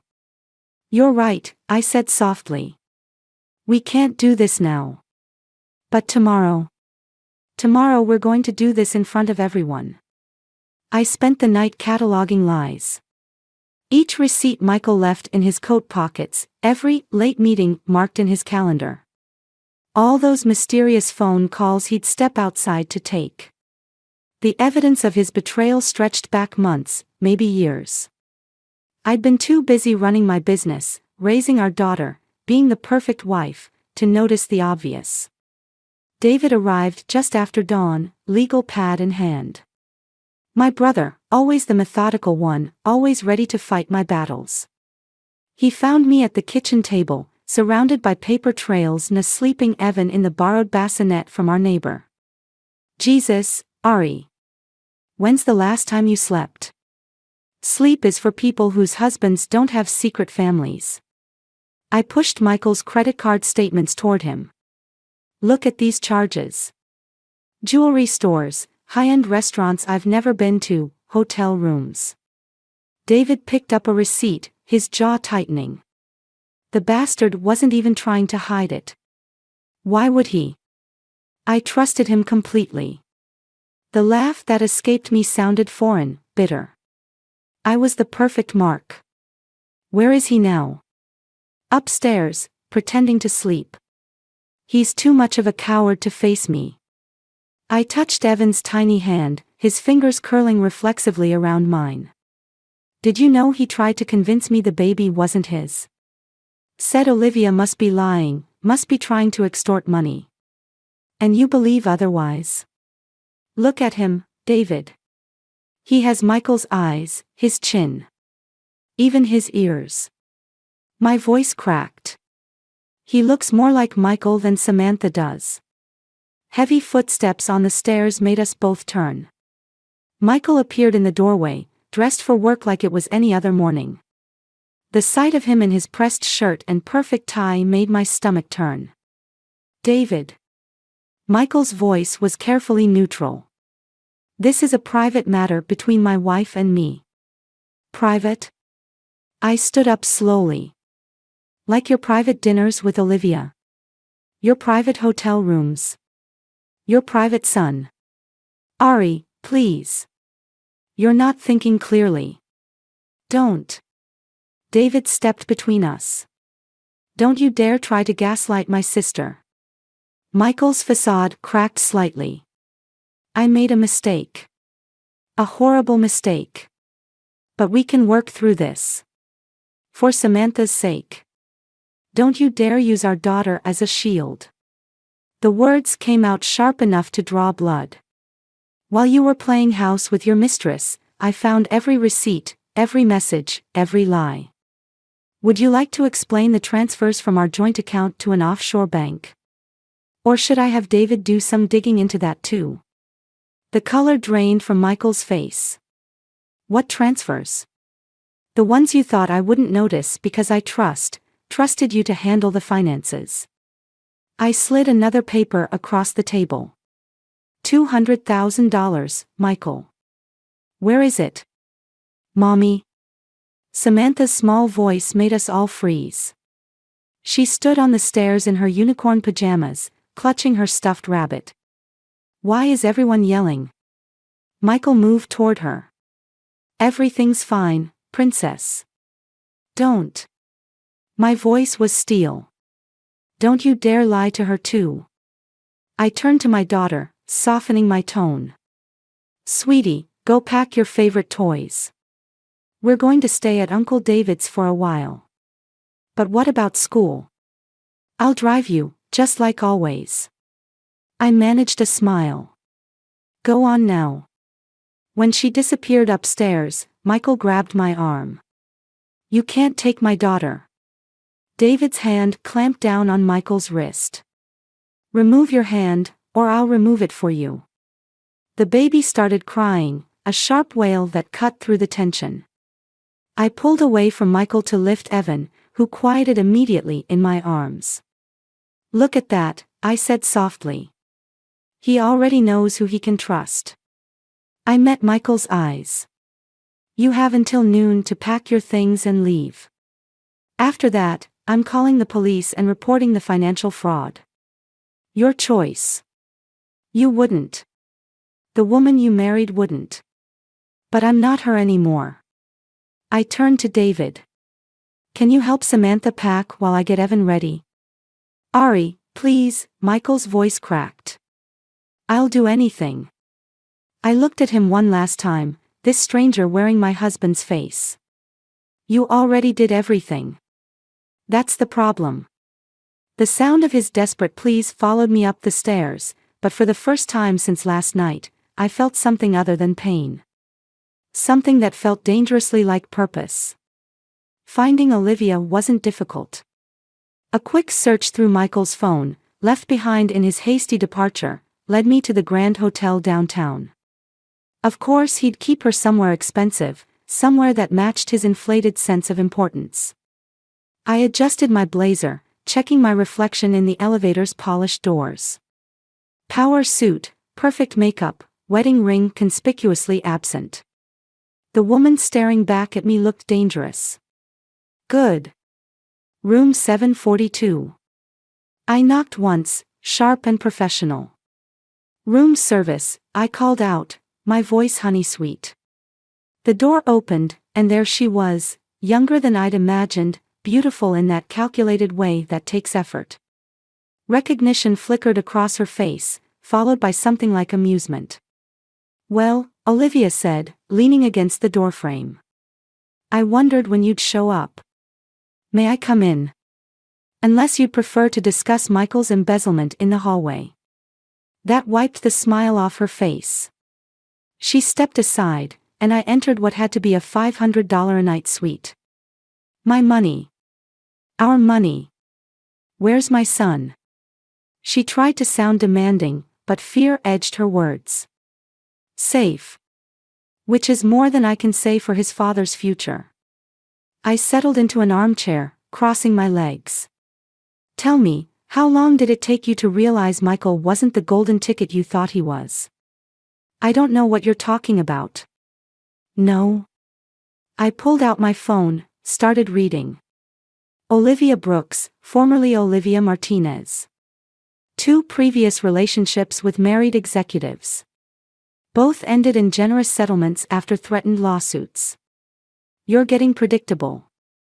She sank onto the couch, mask cracking. You've been investigating me. Did you really think I wouldn't? The moment you dropped Evan on my doorstep, you made this my business. I leaned forward. But here's what fascinates me, you miscalculated this time.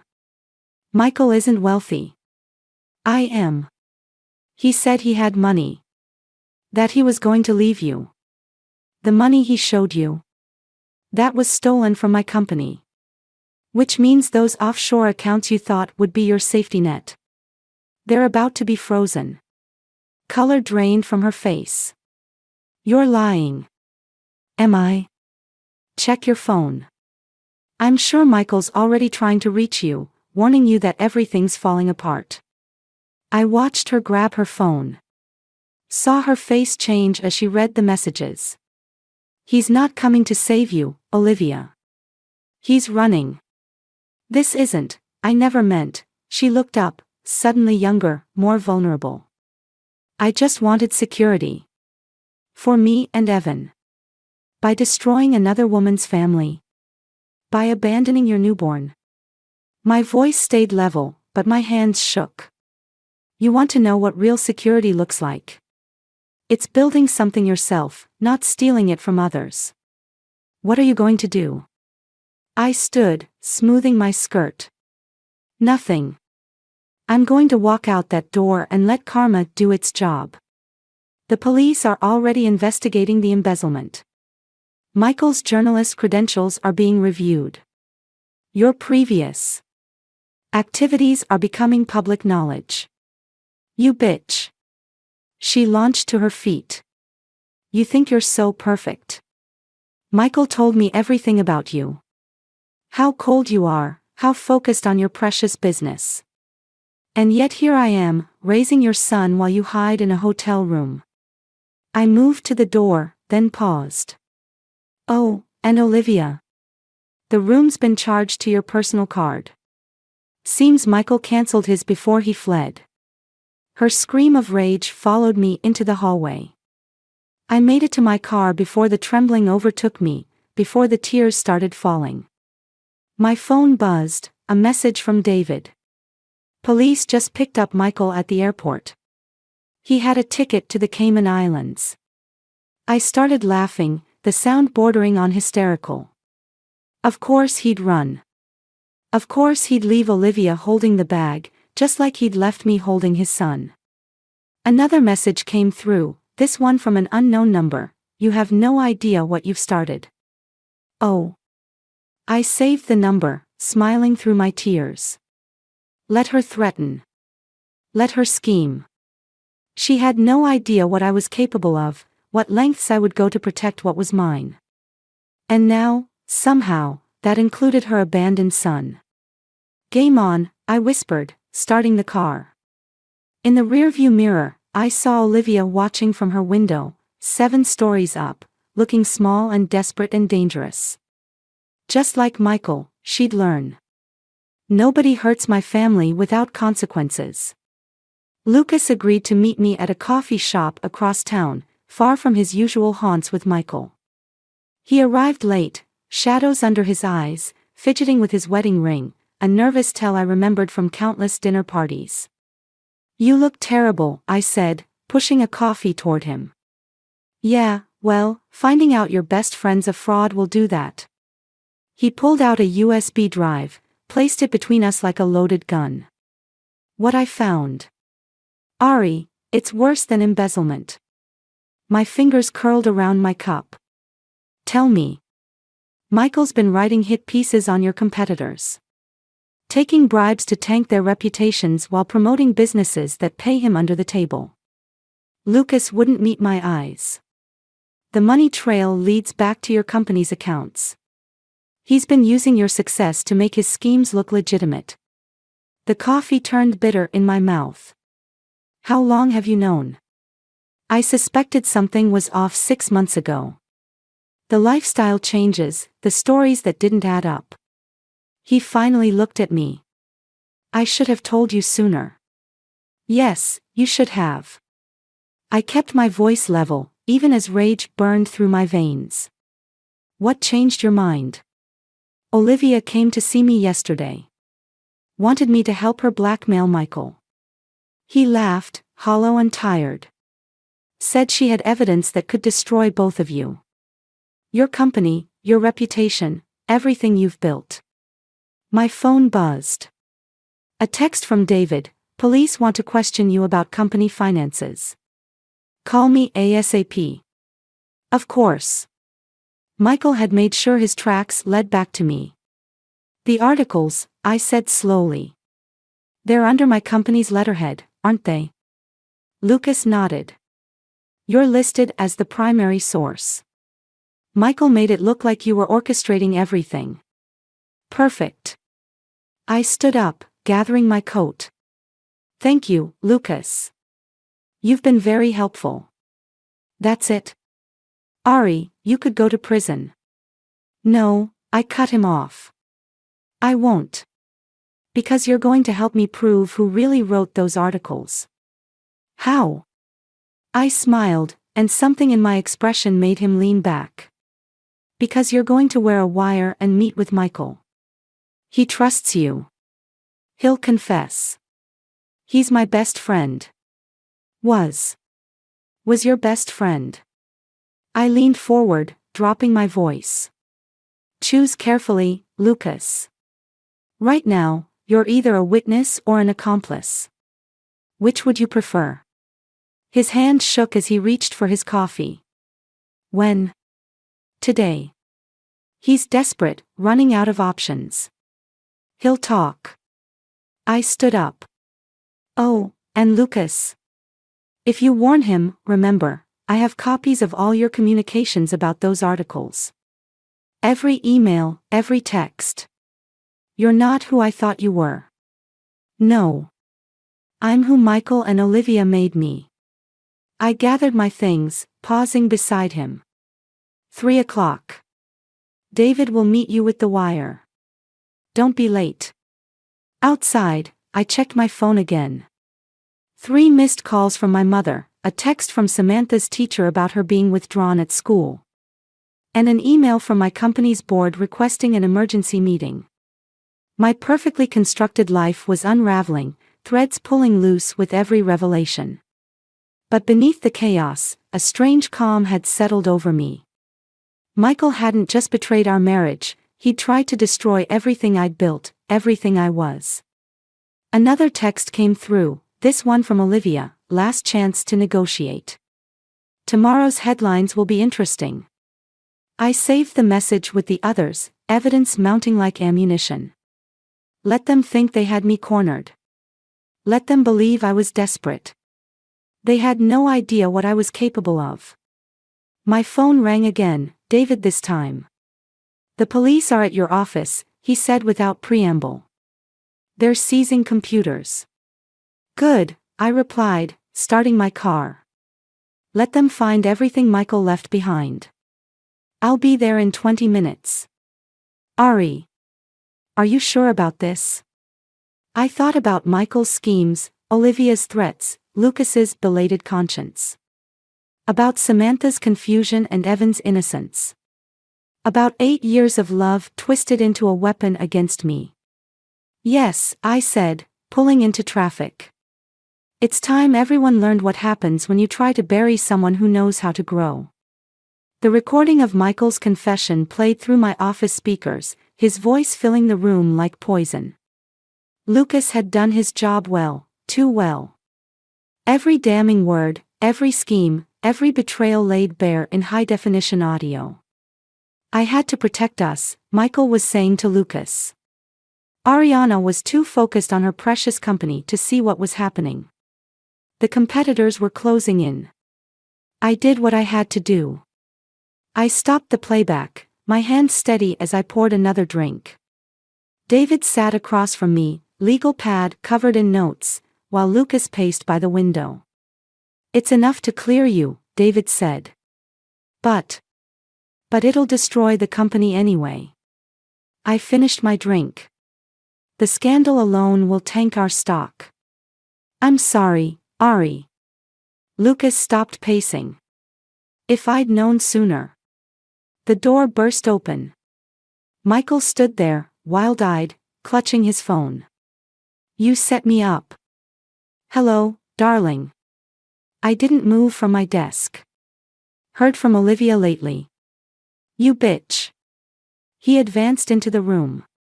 You turned Lucas against me. Convinced him to tell the truth. I stood slowly. That must be an alien concept for you. Everything I did was for us. To protect what we built. What I built. My voice cut through his excuses like a blade. My company. My reputation. My life that you tried to destroy. He laughed, a harsh sound. Your life. What about our daughter? What about Evan? Don't you dare bring them into this. Why not? You're using my son as a weapon against me. Keeping him from his father. His father. The glass shattered in my hand, but I barely felt it. You abandoned him on my doorstep like garbage. You left him with a stranger because you were too much of a coward to face what you'd done. Blood dripped from my palm onto the carpet. David moved toward me, but I waved him off. Olivia's going public, Michael said. Tomorrow morning, every news outlet in the city will know how you orchestrated everything. The bribes, the hit pieces, all of it. Let her. I opened my desk drawer, pulled out a thick file. But first, she might want to see these. His face paled as I spread photos across the desk. Olivia with other married men, bank statements showing her previous settlements, medical records revealing her calculated pregnancies. You weren't special, Michael. You were just next in line. I met his eyes. Did you really think I wouldn't investigate? That I wouldn't find every skeleton in her closet? You don't understand. She'll destroy everything. No, you don't understand. I moved around the desk. I already destroyed everything. I leaked the story an hour ago. Every detail, every scheme, every lie, it's all public now. Your career is over. Your reputation is finished. And Olivia? I smiled. The police are probably arriving at her hotel right now. He lunged for me. David and Lucas grabbed him, but not before he knocked me back against the desk. Pain shot through my cut hand as I caught myself. You've ruined everything, he shouted, struggling against their grip. No, Michael. You did that yourself. I straightened, ignoring the blood now staining my white blouse. The difference is, I'm going to rebuild. You? You're going to watch everything you tried to steal crumble around you. What about Samantha? What will she think when she learns what you've done? The question hit harder than his physical attack.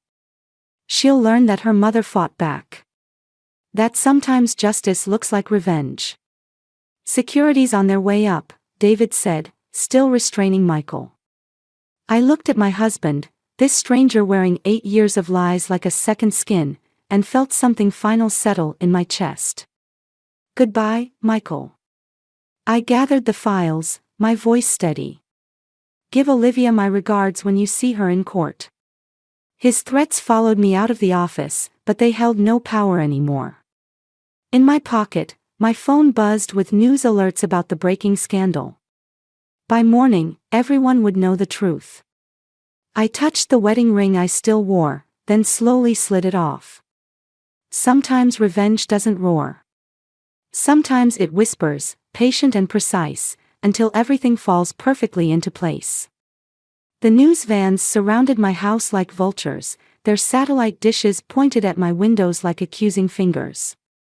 Inside, Samantha clutched Evan to her chest, both children sleeping through the chaos while my mother paced the living room. They're saying horrible things about you on TV, Nancy said, muting another breaking news segment about my company's scandal. That woman, Olivia, she's giving interviews, claiming you threatened her, that you stole her baby. My phone buzzed. Another message from the board, effective immediately, you are suspended pending investigation. Let her talk. I watched another camera crew set up on my lawn. The truth will come out. The truth. Nancy stopped pacing. Ariana, they're freezing your accounts. The police want to question you about kidnapping. Michael's lawyer is filing for emergency custody of both children. My hands shook as I poured another coffee I wouldn't drink. Through the window, I could see reporters interviewing my neighbors, probably asking about the mysterious baby that appeared on my doorstep. About Michael's affair, about my supposed manipulation of the media. David burst through the door, suit disheveled. "We have a problem. Olivia's pressing charges. She claims you orchestrated everything, the affairs, the financial fraud, even abandoning Evan, to frame Michael and destroy his career. That's ridiculous. It's working." He dropped a stack of papers on the coffee table. "She has emails, texts, voice recordings, all doctored, but convincing. She's painting you as an obsessive wife who couldn't handle Michael's success, who manufactured evidence to destroy him." My coffee cup slipped, shattering on the floor. Samantha stirred at the noise, and Evan began to cry. "Give him to me," I whispered, taking the baby. He quieted immediately, his tiny hand wrapping around my finger. How could anyone believe I'd orchestrate his abandonment? "Mommy." Samantha's voice was small. "Are the bad people going to take Evan away?"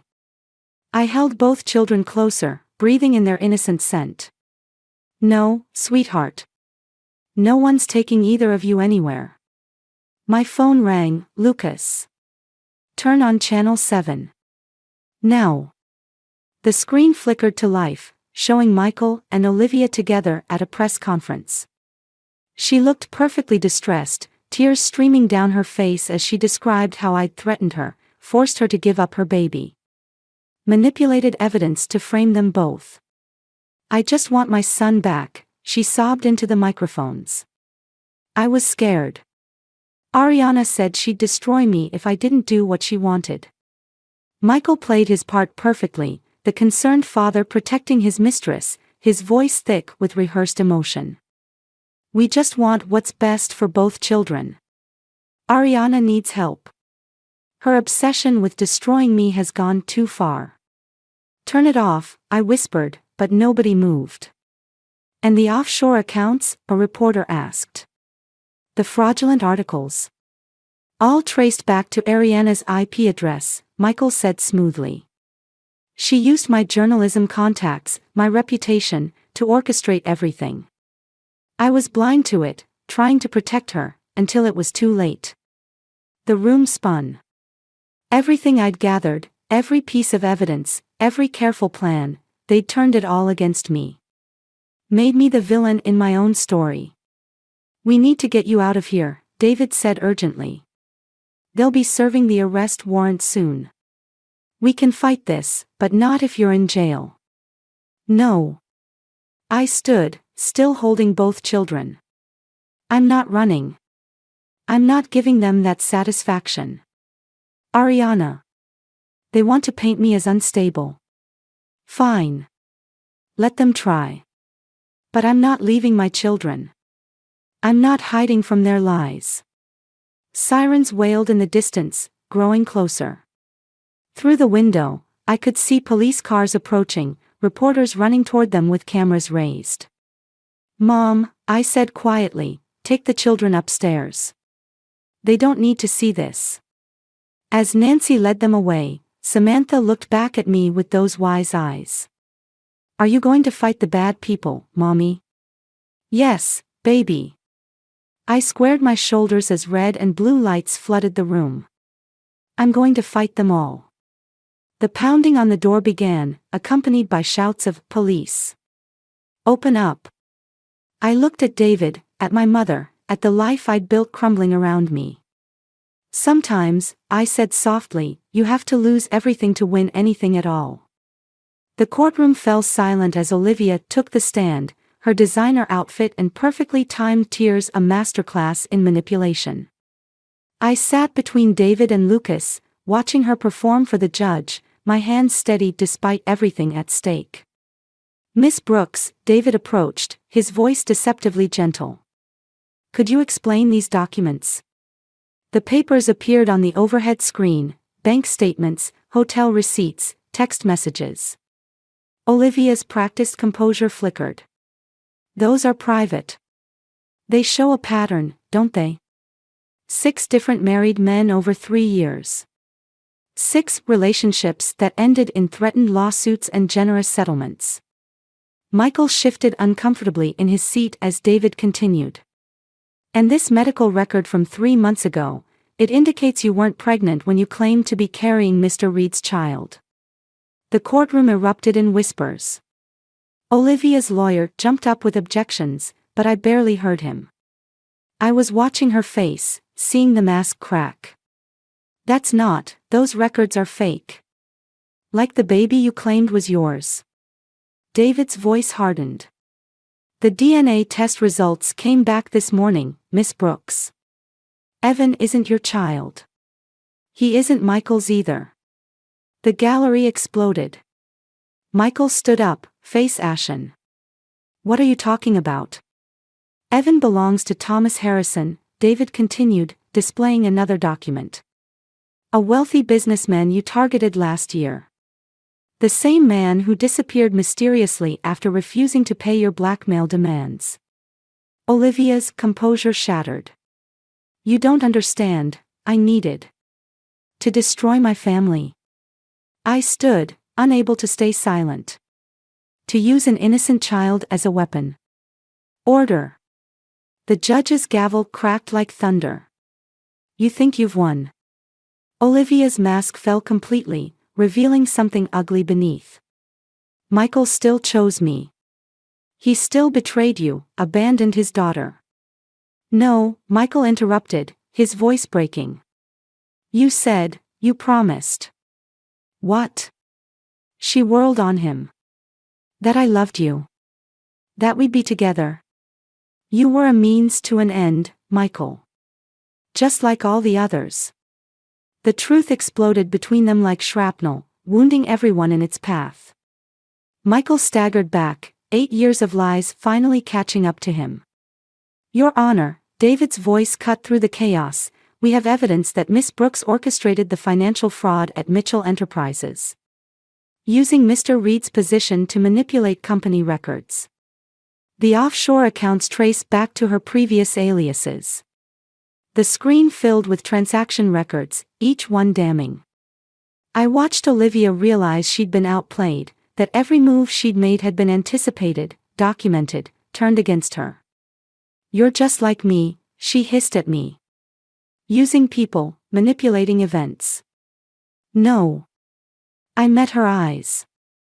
I protected my family. You destroyed yours. The doors burst open. 2 police officers entered, followed by a man I recognized from the case files, Thomas Harrison, very much alive and ready to testify.